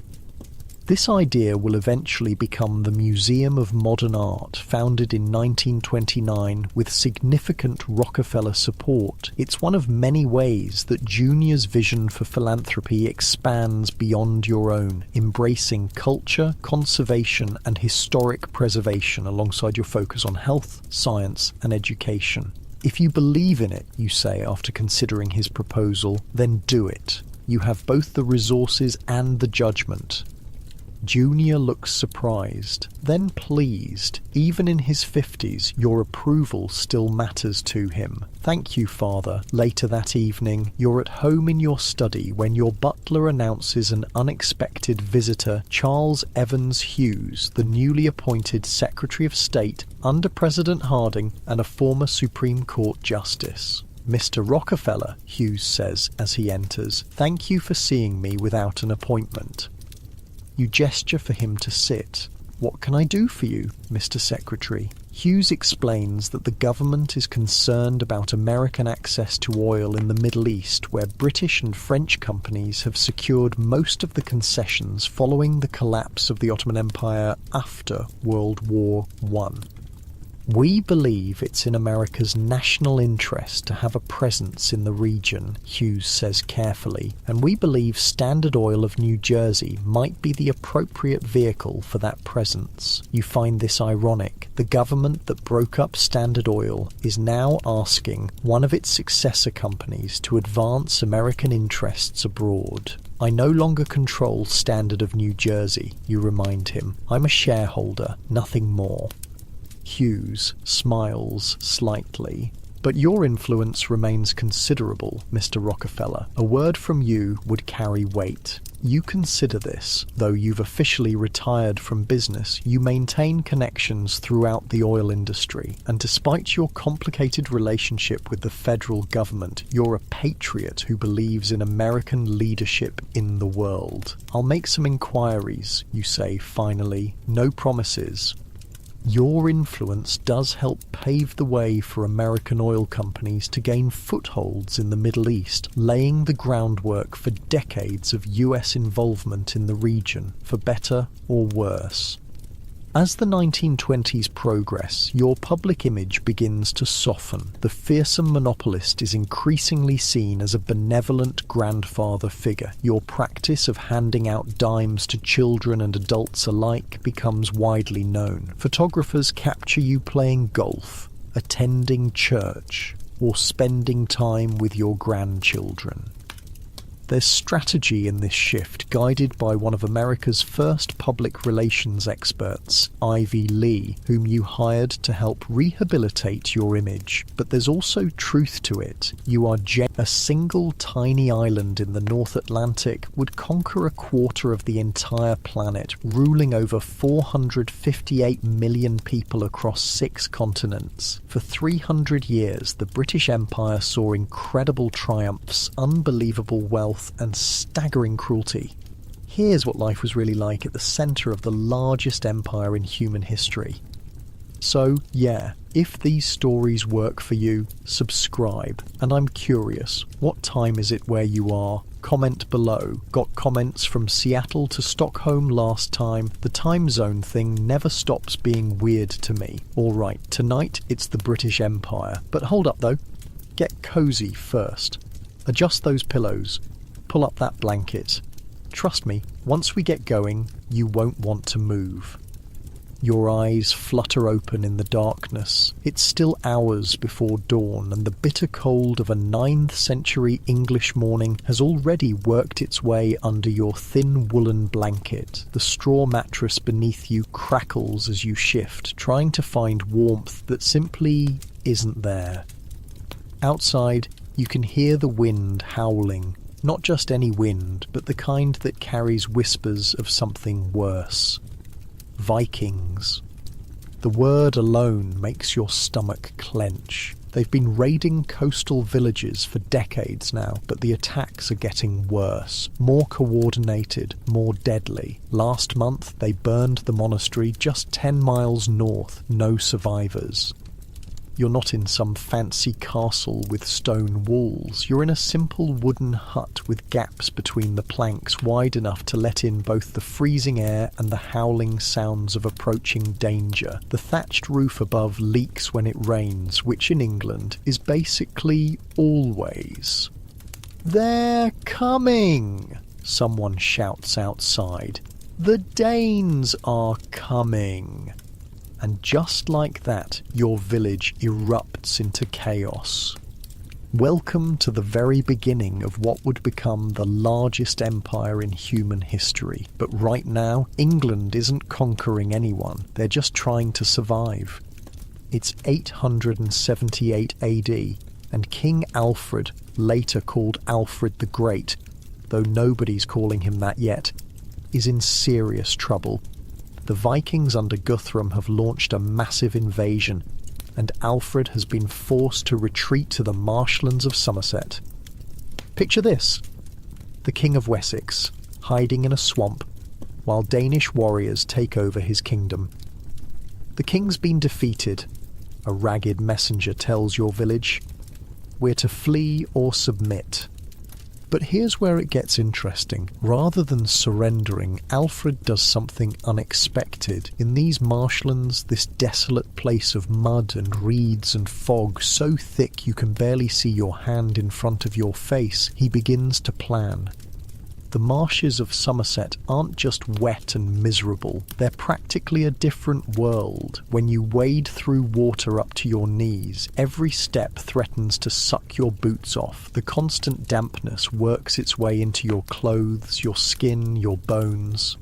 At night, the temperature drops so low that your breath forms clouds in front of your face. Your fingers turn blue. Your teeth chatter so hard you worry they'll crack. But the marsh also provides protection. The Vikings don't know these waterways. They don't know which paths lead to solid ground and which lead to sinkholes that will swallow a man whole. "The mud saved us," one of Alfred's soldiers would later say. Can you imagine? Saved by mud. In these marshes, Alfred regroups, gathering loyal followers. These aren't professional soldiers, they're farmers, blacksmiths, tanners, regular people with families to protect. They train with whatever weapons they can find or make. Some have proper swords, most have sharpened farm tools.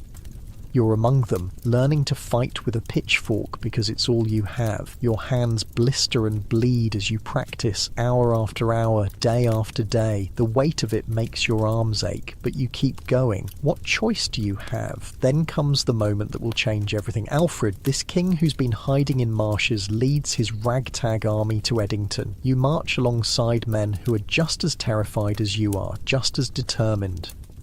The battle is chaos, screaming, blood, the clash of metal, the squelch of mud beneath your feet. Men die around you, some from wounds so horrible you'll see them in your nightmares for years to come. The smell is overwhelming, blood, sweat, fear, death. But somehow, against all odds, Alfred wins.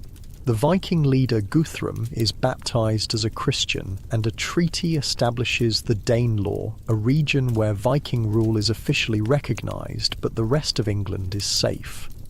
This is how the story of the British Empire begins, not with conquest, but with survival, not with domination, but with a desperate fight to simply exist. Fast forward about 100 years, Alfred's grandson, Athelstan, becomes the first king to unite all of England under one rule. It's the first time this collection of kingdoms, tribes and territories has been brought together as a single nation. One land, one king, the people say. England. But let me tell you, being united doesn't mean much when you're a peasant tending your tiny plot of land. You still wake before dawn, still work until your back feels like it might snap, still go to bed hungry more often than not. The fields don't care who wears the crown. And England is still small, tiny, really, compared to what it will become. The concept of an empire is centuries away. In fact, the first real step toward empire doesn't happen until 1171, when English King Henry II decides to expand to Ireland. And when I say decides to expand, what I really mean is invades his neighbour. Wait, it gets better. Henry shows up in Ireland with a bunch of knights and soldiers, sails into Waterford and basically says, "This is mine now." The Irish kings and chieftains are like, excuse me? And Henry's response is basically, "Did I stutter? Submit or else." Now, I want you to picture yourself as an Irish farmer at this moment. You're just living your life, tending your crops, trying to survive on land your family has worked for generations. Then suddenly some foreign king shows up with armed men and declares that your home belongs to him now. It's like if your neighbour kicked down your door, sat on your couch and announced that your house was theirs, except with more swords and fewer police to call. Surprisingly, various Irish bishops and clergymen meet at the Senate of Cashel and actually recognise Henry as their ruler, and just like that, Ireland becomes England's first colony, the first domino to fall in what will become a global empire. Now let's jump ahead to 1277. King Edward wants Wales. He doesn't ask nicely, he just takes an army and marches in. The Welsh fight back, of course. They know their mountainous terrain in ways the English don't. They use guerrilla tactics, ambushing English soldiers in narrow valleys where their larger numbers don't help them. But Edward is relentless. When the Welsh resistance is crushed, he builds massive castles across Wales, not as homes or palaces, but as symbols of power. These aren't the fairy tale castles you're thinking of. These are brutal, imposing fortresses designed to intimidate. Those walls aren't to keep invaders out, a Welsh farmer tells his son. They're to keep us in, but England's ambitions are still limited to its immediate neighbours. The wider world remains largely unknown. That's about to change. The late 1400s bring a revolution in how Europeans see the world. In 1492, Christopher Columbus sails west and stumbles upon the Americas. Suddenly, there are new lands to explore, new resources to exploit, new peoples to encounter, and unfortunately to conquer. The English government sees opportunity when Italian explorer Giovanni Caboto, who changes his name to the more English-friendly John Cabot, approaches King Henry VII with a proposal to explore the new continent. The king is intrigued. He gives Cabot a patent authorising him to claim any lands he discovers for England. In May 1497, Cabot sets sail from Bristol on a small ship called the Matthew. The voyage is brutal. Imagine being on a wooden vessel smaller than a modern bus, tossed by Atlantic waves higher than houses. The constant motion makes your stomach heave. The salt spray soaks your clothes, which never fully dry in the damp air. You sleep on hard planks if you sleep at all. Many sailors simply fall overboard during storms, never to be seen again. After weeks of this torture, Cabot and his crew spot land what will later be called Newfoundland. They encounter indigenous peoples who've lived there for thousands of years, plant the English flag, and claim the territory for England, because that's what Europeans did back then. They showed up somewhere people already lived and said, "Mine now." But claiming land and actually controlling it are two very different things. England's first serious attempt at establishing a colony doesn't come until much later, and it doesn't go well. Let's talk about Roanoke. In 1584, Queen Elizabeth I grants Sir Walter Raleigh a charter to explore and colonise lands in the New World. Raleigh dispatches an expedition to Roanoke Island off the coast of what's now North Carolina. About 100 people arrive in 1585. They build a fort and try to interact with the local Native American tribes. At first, relations are positive. They trade goods and exchange knowledge, but tensions rise over time.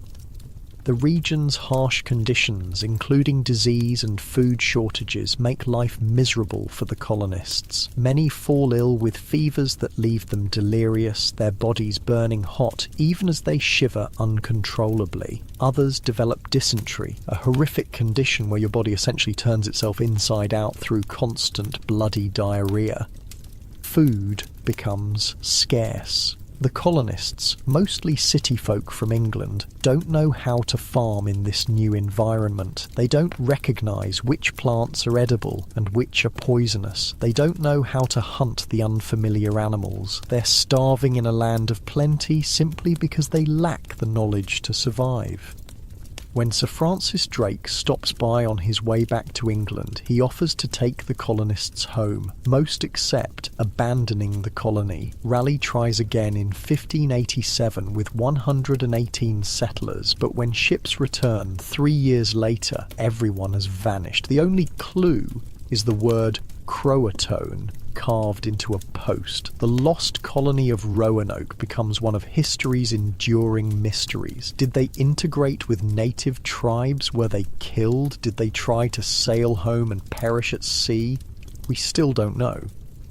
What we do know is that establishing colonies is brutally difficult. It's not just about planting a flag and claiming land, it's about surviving in unfamiliar environments, facing diseases your body has no resistance to, finding food when you don't recognise the plants or animals, and navigating complex relationships with indigenous peoples who, understandably, might not be thrilled about strangers showing up and claiming their ancestral lands. Meanwhile, back in Europe, England faces a different kind of threat. In 1588, Spanish King Philip II sends the Spanish Armada, a fleet of 130 ships carrying over 30,000 soldiers, sailors and marines to invade England. Queen Elizabeth calls upon her naval commanders, including Sir Francis Drake, to defend the realm. Despite being outnumbered and having fewer and smaller ships, the English have advantages in manoeuvrability and firepower. Picture yourself on one of those English ships. The wooden deck shifts beneath your feet as waves rock the vessel. The air smells of salt water, gunpowder, and fear. Around you, men prepare for battle, checking cannons, sharpening swords, praying to whatever gods they believe in. When the Spanish Armada appears on the horizon, it's a terrifying sight. Ship after ship after ship, seemingly endless. Your mouth goes dry, your hands shake, the man next to you vomits over the side. But the English have a plan. Using smaller, more agile ships, they attack the Armada from the rear, firing salvos and quickly retreating. The Spanish, in their larger, slower vessels, can't respond effectively. Then comes a moment of brilliant strategy. The English send fire ships, vessels loaded with flammable materials and set ablaze toward the Armada. The sight of these floating infernos causes the Spanish to break formation. The Battle of Gravelines follows, a fierce and prolonged fight where English ships engage the Spanish at close quarters. The sounds are deafening: cannon fire, splintering wood, men screaming in pain and fear. When it's over, the Spanish retreat, attempting to navigate back to Spain. Harsh storms and strong currents take their toll, and what returns to Spain is a shadow of the mighty Armada that set out. England has defended itself against one of the most powerful nations in the world, and in doing so, it's demonstrated that despite its small size, it's a force to be reckoned with. But while England celebrates this victory at sea, closer to home, Ireland continues to resist English rule. Hugh O'Neill, the Earl of Tyrone, leads a rebellion against the increasingly oppressive English policies.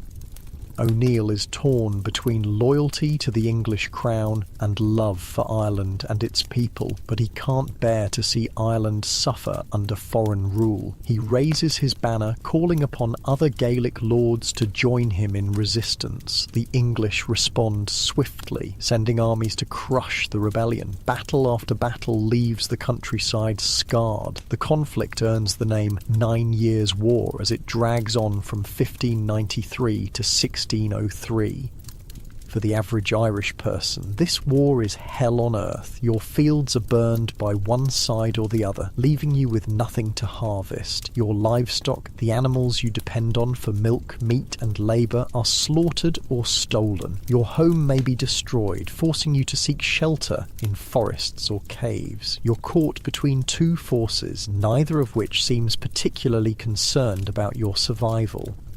In 1601, a small Spanish force arrives to aid the Irish rebels, but the Battle of Kinsale ends in defeat for the Irish and Spanish forces. The rebellion collapses, and in 1603, the Irish surrender. The Treaty of Mellifont grants pardons to the rebels, allowing them to retain some lands and religious freedoms, but it also leads to the systematic destruction of the Gaelic language and the discouragement of Catholicism in favour of Anglicanism. They want to transform us, an Irish farmer tells his children. They don't just want our land, they want us to become them. As the 16th century draws to a close, England has established itself as a significant European power. It's fought off the Spanish Armada, brought Ireland more firmly under control, and begun to explore possibilities in the New World. But the real expansion of what will become the British Empire is just beginning. The 17th century will bring the first successful English colonies in North America, the development of the slave trade, and the establishment of trading posts in India. It's at this point that England begins to truly look outward, beyond its immediate neighbours, toward a global presence. The foundation is being laid for what will become the largest empire in human history. In 1606, the Virginia Company of London is founded to find wealth and a passage to the Pacific. With King James's blessing, 104 settlers leave the River Thames in London on December 20th, 1606, bound for the New World. Try to imagine what it was like for these people. They're leaving behind everything they've ever known, their homes, many of their family members, the familiar sights and sounds and smells of England. They're boarding wooden ships to cross an ocean known for violent storms and deadly hazards. And they're heading for a land most of them have only heard about in stories. Stories that range from paradise-like descriptions to tales of cannibals and monsters. The winter voyage is grueling. Atlantic storms toss the ships like toys. Waves crash over the decks, soaking everything and everyone. Below deck, the air is foul with the smell of vomit, unwashed bodies, and fear. Many passengers are seasick for weeks on end. Some die during the crossing, their bodies committed to the deep with brief prayers. On May 13th, 1607, the survivors arrive on a marshy peninsula in what is now Virginia. They name their settlement Jamestown after their king. At first, the colonists marvel at the beauty of this new land, the lush forests, clear waters, and abundant wildlife, but paradise quickly turns to hell. The Virginia climate, with its relentless heat and humidity, is unbearable for many. Disease spreads rapidly among the settlers. Malaria and dysentery claim many lives. You've never experienced heat like this. It's as if the air itself is trying to drown you. Your clothes stick to your skin, soaked with sweat from dawn till dusk. Even breathing feels like work. Then there's the hunger. The colonists arrive when crops aren't ready for harvest, and with dwindling supplies they face starvation. The land, while beautiful, is unfamiliar. They don't know which plants are safe to eat, which are poisonous, which have medicinal properties.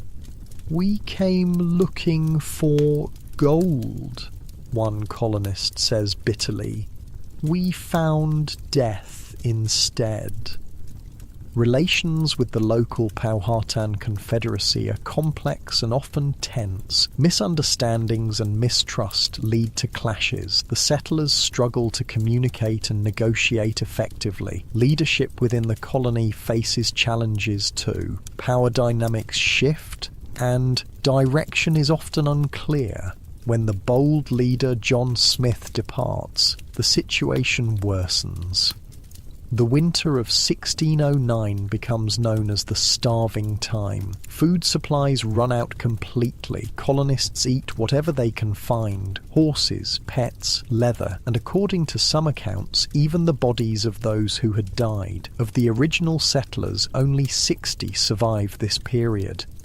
But somehow, against all odds, Jamestown perseveres. John Rolfe introduces tobacco cultivation, which thrives in the Virginia soil and climate. This brings financial prosperity to the struggling colony, attracting more settlers.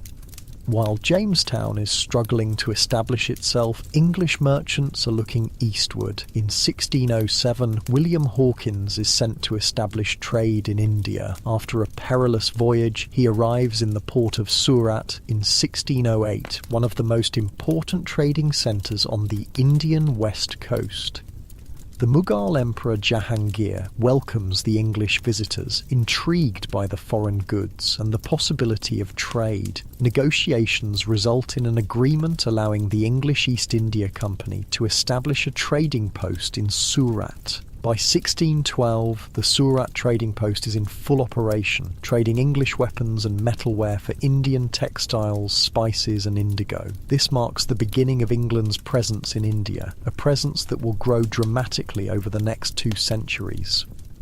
Back in England, religious tensions are mounting. King James I makes it clear that everyone must be Anglican. Those who don't comply are told to leave. This ultimatum gives rise to the idea of America as a place where people can practice religion freely. In 1620, a group of English religious dissenters known as the Pilgrims set sail for the New World aboard the Mayflower.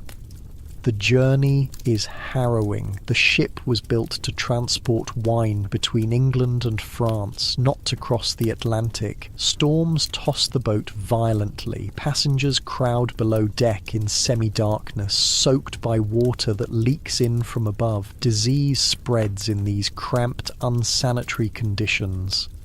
In mid-ocean, the ship nearly becomes disabled when a storm badly damages its main beam. By a stroke of luck, one of the colonists has a metal jackscrew purchased in Holland to help construct homes in the new settlement. They use it to secure the beam, keeping the vessel seaworthy. Despite the challenges, the Mayflower reaches Cape Cod on November 21st, 1620. The Pilgrims establish Plymouth Colony, but their struggles are far from over. By December, most passengers have become ill, coughing violently and suffering from scurvy. By March, only 47 of the original colonists have survived, yet somehow the tiny settlement endures. As England establishes footholds in North America, it also looks to the Caribbean. In 1624, explorer Thomas Warner establishes the colony of St. Christopher, now St. Kitts, in the Caribbean. The following year, French captain Pierre Belin d'Esnambouc joins the English, forming a joint colony. Warner accepts the French newcomers out of fear of the native Kalinago tribe. When the Kalinago plan to attack the Europeans, an enslaved woman named Barbe reveals the plan. What follows is a massacre. The English and French kill between 100 and 120 Kalinago in their beds, sparing only the most beautiful women to serve as slaves. The next day, they round up approximately 4,000 Kalinago people and kill them as they attempt to surrender. The river runs red with blood, literally. It becomes known as the Bloody River, flowing past the aptly named Bloody Point. With the Kalinago people eliminated, the European colonists face a new problem. Who will do the labour-intensive tobacco farming? Their solution is to import enslaved people from Africa, and so begins one of the darkest chapters in the empire's history. The slave trade will become a cornerstone of British colonial economics, bringing immense wealth to some, while inflicting unimaginable suffering on millions. As the 1620s progress, England continues to expand its Caribbean presence, settling Barbados in 1625, Nevis in 1627, and Montserrat and Antigua in 1632. These islands become crucial to the growing empire, producing valuable crops like sugar and tobacco. But the empire's foundations are still being laid. The dramatic expansion that will make Britain the world's dominant power is yet to come. The seeds have been planted, however, in North America, in the Caribbean, in India. Over the next several centuries, these seeds will grow into the largest empire the world has ever seen. As you lie in your bed tonight, comfortable and safe, think about those early colonists facing unknown dangers, battling harsh elements, making desperate choices. Think about the indigenous peoples whose lives were forever altered by European arrival. Think about the enslaved Africans torn from their homes to labour in foreign lands.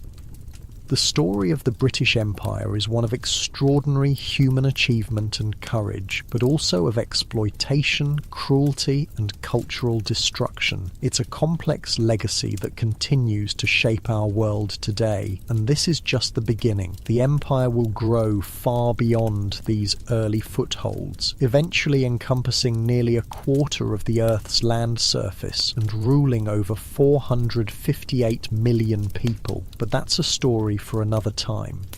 For now, as your eyes grow heavy and sleep begins to claim you, remember that history isn't just about kings and queens, battles and treaties. It's about ordinary people living through extraordinary times, making choices, some heroic, some horrific, that echo through the centuries. The British Empire began not with grand designs of global domination, but with survival, opportunity, and a gradual expansion that would, over generations, reshape the world in ways no one could have imagined.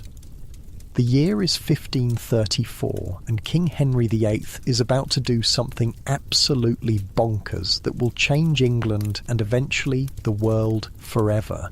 Imagine waking up one morning to discover that your country has an entirely new religion because the king couldn't get his wife pregnant with a boy. Yeah, that actually happened. But let's back up a bit. Henry VIII had been married to Catherine of Aragon for years. They had a daughter, Mary, but no male heir, and Henry was obsessed with having a son to inherit his throne. The king's moods are darker than a storm cloud, whispers a servant in the royal kitchens. He paces the halls at night, muttering about sons and succession.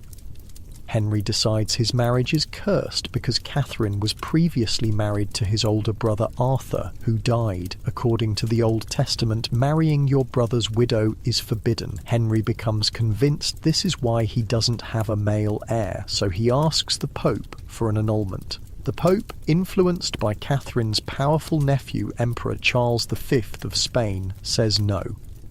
Now, if you or I got told no by the highest religious authority on earth, we'd probably just deal with it, but kings aren't like normal people. When Henry gets told no, he essentially says, fine, I'll make my own church where I'm in charge. And that's exactly what he does. In 1534, Parliament passes the Act of Supremacy, officially creating the Church of England with King Henry VIII as its head. Think about what this meant for ordinary people. Imagine you're a peasant farmer who's been Catholic your entire life, as has every generation of your family going back centuries. Your entire understanding of the world, the afterlife, salvation, everything is rooted in Catholic teachings. Then suddenly, by royal decree, you're told that's all wrong, and now you need to follow this new church instead. My grandmother cried for days, a man later recalled. She thought we'd all go to hell for abandoning the true faith. Some embraced the change, others resisted. Those who refused to acknowledge the king as the head of the church faced severe consequences, including execution. After Henry's death, his daughter Mary, a devout Catholic, takes the throne and tries to restore Catholicism, earning the nickname Bloody Mary for her brutal persecution of Protestants. But her reign is short-lived. When her half-sister Elizabeth I becomes queen, she re-establishes Protestantism as England's official religion, passing her own Act of Supremacy in 1559. Meanwhile, across the Atlantic, the race for colonization has begun. The Spanish have established colonies across South America, the Portuguese control Brazil, the French have settlements in Quebec and Florida. Elizabeth I sees all this expansion and thinks, I want some of that. So she commissions an army of seafarers to explore the world. These men, known as the Sea Dogs, are given legal permission to pillage and loot Spanish ships. One of Elizabeth's first appointees is John Hawkins, a pardoned killer who joins the Royal Navy to save his life. In 1561, Hawkins travels to the Canary Islands, a Spanish colony off the coast of Africa. There, he discovers a horrific but lucrative business opportunity, the slave trade. In 1562, Hawkins sails to Sierra Leone, where he captures 300 Africans and forces them onto his ship. The conditions are beyond inhumane. People are chained together, lying in their own waste, with barely enough food or water to survive. Many die during the crossing from disease, starvation, or suicide. Hawkins sells these enslaved people in the Caribbean, trading them for pearls, hides, and sugar. The business is so profitable that when he returns to England, he's knighted. Let that sink in. The first English slave trader was given a knighthood for his achievements. But Queen Elizabeth isn't just interested in attacking Spanish ships and trading enslaved people. She also wants to establish permanent English settlements in the New World. After the failed Roanoke colony we talked about earlier, England finally establishes a successful permanent colony at Jamestown in 1607, but living conditions there are brutal.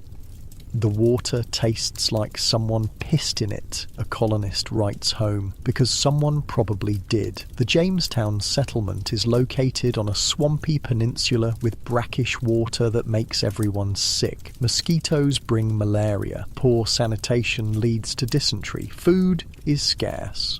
Of the original 104 settlers, only 38 survived the first year. John Smith, one of the colony's leaders, enforces strict rules to keep the settlement alive. He who does not work does not eat. This doesn't make him popular, but it keeps people alive. The colony's fortunes change when John Rolfe introduces a strain of tobacco that thrives in Virginia soil. Suddenly Jamestown has a cash crop. The demand for labour grows, and in 1619 the first ship carrying enslaved Africans arrives in Virginia.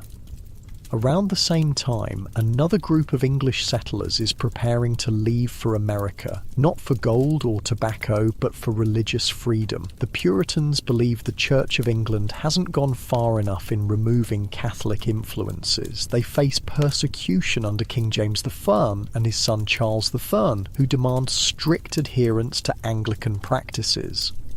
In 1620, a group of these dissenters, known as the Pilgrims, sets sail on the Mayflower. After a miserable 66-day journey across the Atlantic, they land at what becomes Plymouth, Massachusetts. The first winter is devastating. Half the colonists die from cold, starvation, and disease. Imagine huddling in a crude shelter as the temperature drops below freezing. The wind finds every gap in the rough-hewn walls. Your fingers and toes go numb. Your breath forms clouds in the frigid air. Your stomach gnaws with hunger. "We buried the dead in unmarked graves at night," one survivor later wrote, "so the Indians wouldn't know how many we had lost." But by spring, the situation improves. The local Wampanoag people, led by Massasoit, teach the survivors how to plant corn, catch fish, and hunt game. The colony slowly grows. 10 years later, a much larger group of Puritans arrives, establishing the Massachusetts Bay Colony. Unlike the Pilgrims, these Puritans don't seek to separate from the Church of England. They want to purify it, and they believe their new colony will be an example to the world. "We shall be as a city upon a hill," declares John Winthrop, their leader. "The eyes of all people are upon us." But this city upon a hill isn't exactly a beacon of tolerance. The Puritans establish a society based on their strict religious beliefs. Anyone who deviates faces punishment or exile. The Puritans came to America for religious freedom, a later historian quips. The freedom to practice their religion and forbid everyone else from practicing theirs. The religious zeal is so intense that some, like Roger Williams and Thomas Hooker, break away to establish more tolerant colonies in Rhode Island and Connecticut. While the Puritans are building their godly society in New England, the English are also expanding into the Caribbean. In 1624, they establish a colony on St. Kitts, followed by settlements on Barbados, Nevis, Montserrat, and Antigua. These islands become enormously profitable thanks to one crop, sugar. But sugar cultivation is brutally labour-intensive. The work involves clearing land, planting, weeding, and harvesting in the scorching tropical heat. European colonists, unaccustomed to the climate and susceptible to tropical diseases, quickly turn to enslaved African labour. Life for an enslaved person on a Caribbean sugar plantation is hell on earth. You wake before dawn and work until sunset in temperatures that regularly exceed 100 degrees Fahrenheit. Your back bleeds from the overseer's whip. Your hands are raw and blistered from cutting sugarcane with a machete. You're given barely enough food to survive. At night, you collapse in a crude hut, only to repeat the process the next day, and the next, and the next. You don't get used to it, an enslaved man later testifies. You just learn to survive it. The death rate on sugar plantations is so high that plantation owners find it more economical to work people to death and replace them than to maintain their health. It's one of the most brutal labor systems in human history. By the 1640s, Barbados has been transformed from a relatively diverse society of small farmers to a slave colony dominated by large plantations. The island becomes enormously wealthy for its white inhabitants. In 1645, there are 5,680 enslaved Africans on Barbados. By 1668, there are over 40,000. Back in England, religious tensions continue to simmer. King Charles I's attempts to impose Anglican worship on Scotland trigger a rebellion. His increasing autocratic rule and dismissal of Parliament lead to growing opposition. In 1642, these tensions explode into civil war. On one side are the royalists supporting the king. On the other are the parliamentarians fighting for greater parliamentary power.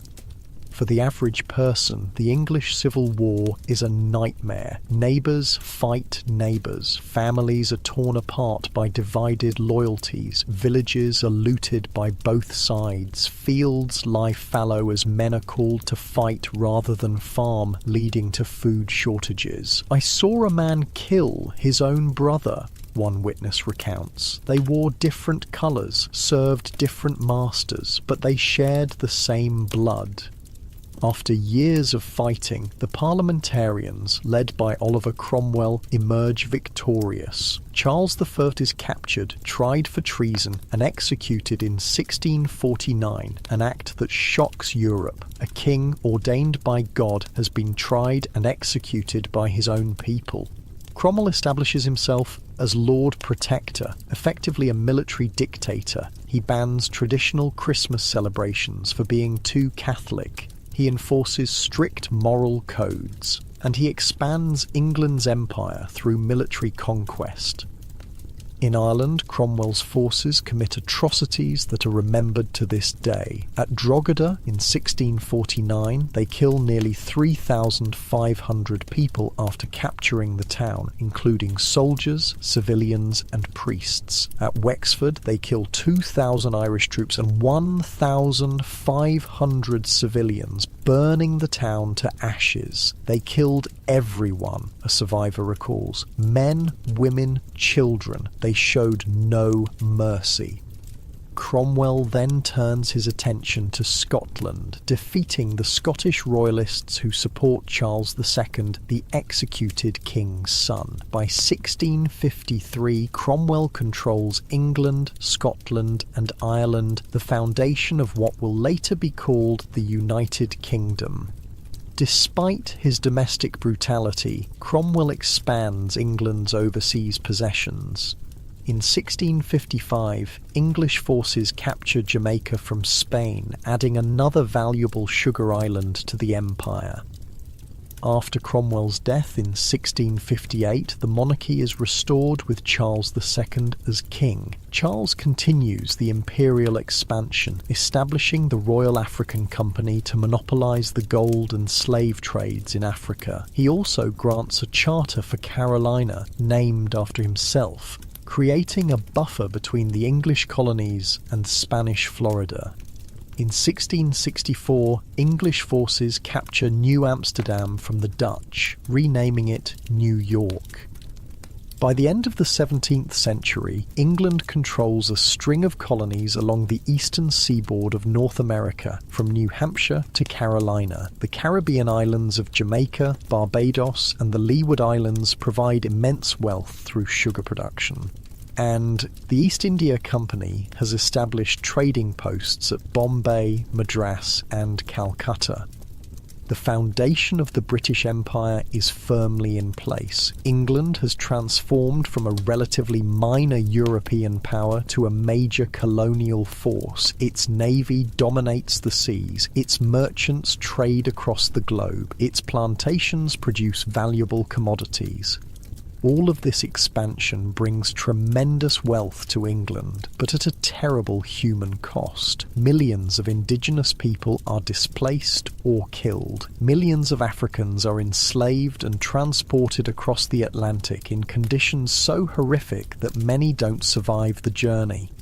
And for the average English person, life isn't much better than it was before the empire began to grow. The wealth flows to merchants, plantation owners, and the aristocracy. The working class continues to struggle with poverty, disease, and harsh living conditions. As night falls and you drift towards sleep, think about the contradictions of empire, the incredible human achievement alongside the unimaginable cruelty, the wealth creation alongside the exploitation, the spread of certain ideals alongside the suppression of others. The story of the British Empire is not a simple tale of heroes and villains, but a complex tapestry of human ambition, courage, greed, and suffering. And we're still just at the beginning. In the next century, Britain will face new rivals, fight global wars, and expand its empire to unprecedented size. But for now, rest. Let the weight of history settle around you like a blanket, heavy with the lessons of the past.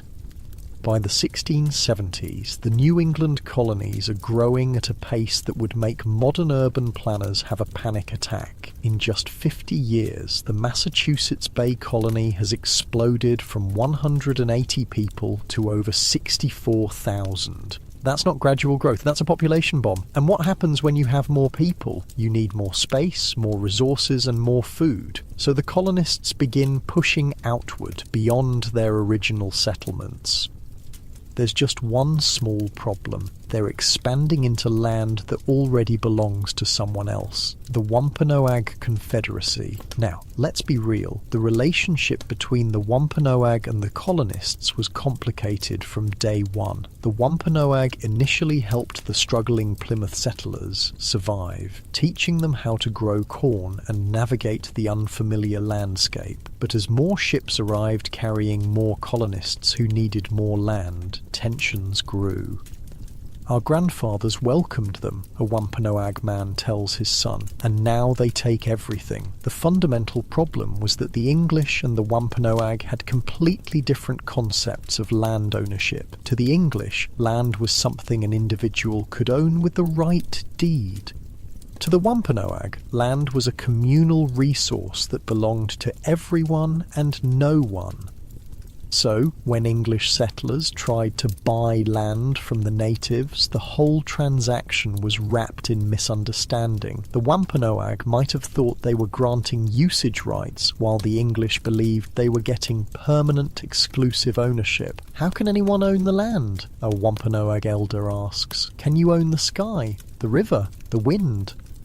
In 1675, everything explodes when 3 Wampanoag men are executed by English authorities for the murder of a Christianized Native American named John Sassaman. The Wampanoag leader Metacom, called King Philip by the English, is outraged. He leads his warriors in attacks on English settlements, starting a conflict known as King Philip's War. For the average colonist, this war is terrifying. Imagine living in a small wooden house on the edge of the wilderness. There are no police to call, no army nearby to protect you. Your closest neighbours might be a mile away. At night you hear rustling in the dark forest that surrounds your home. Is it the wind? A deer? Or warriors preparing to attack? We slept with axes and muskets beside our beds, one colonist later wrote. If we slept at all. Villages like Swansea, Taunton, Brookfield and Deerfield are attacked. Some are burned to the ground. Settlers flee to larger towns for safety, abandoning homes and farms they've spent years building. The winter months bring their own kind of hell. Both sides endure harsh conditions: disease, starvation, exposure. Native American villages are razed, families torn apart. English settlements are destroyed, their inhabitants killed or captured.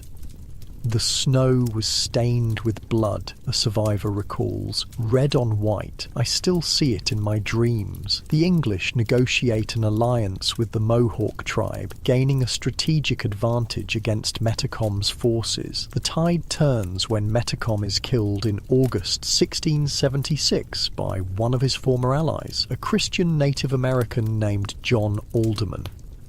With Metacom's death, the Native American resistance falters. The war officially ends with the Treaty of Casco, which allows the English to remain on all native lands in exchange for a trivial payment, 1 peck of corn per English family.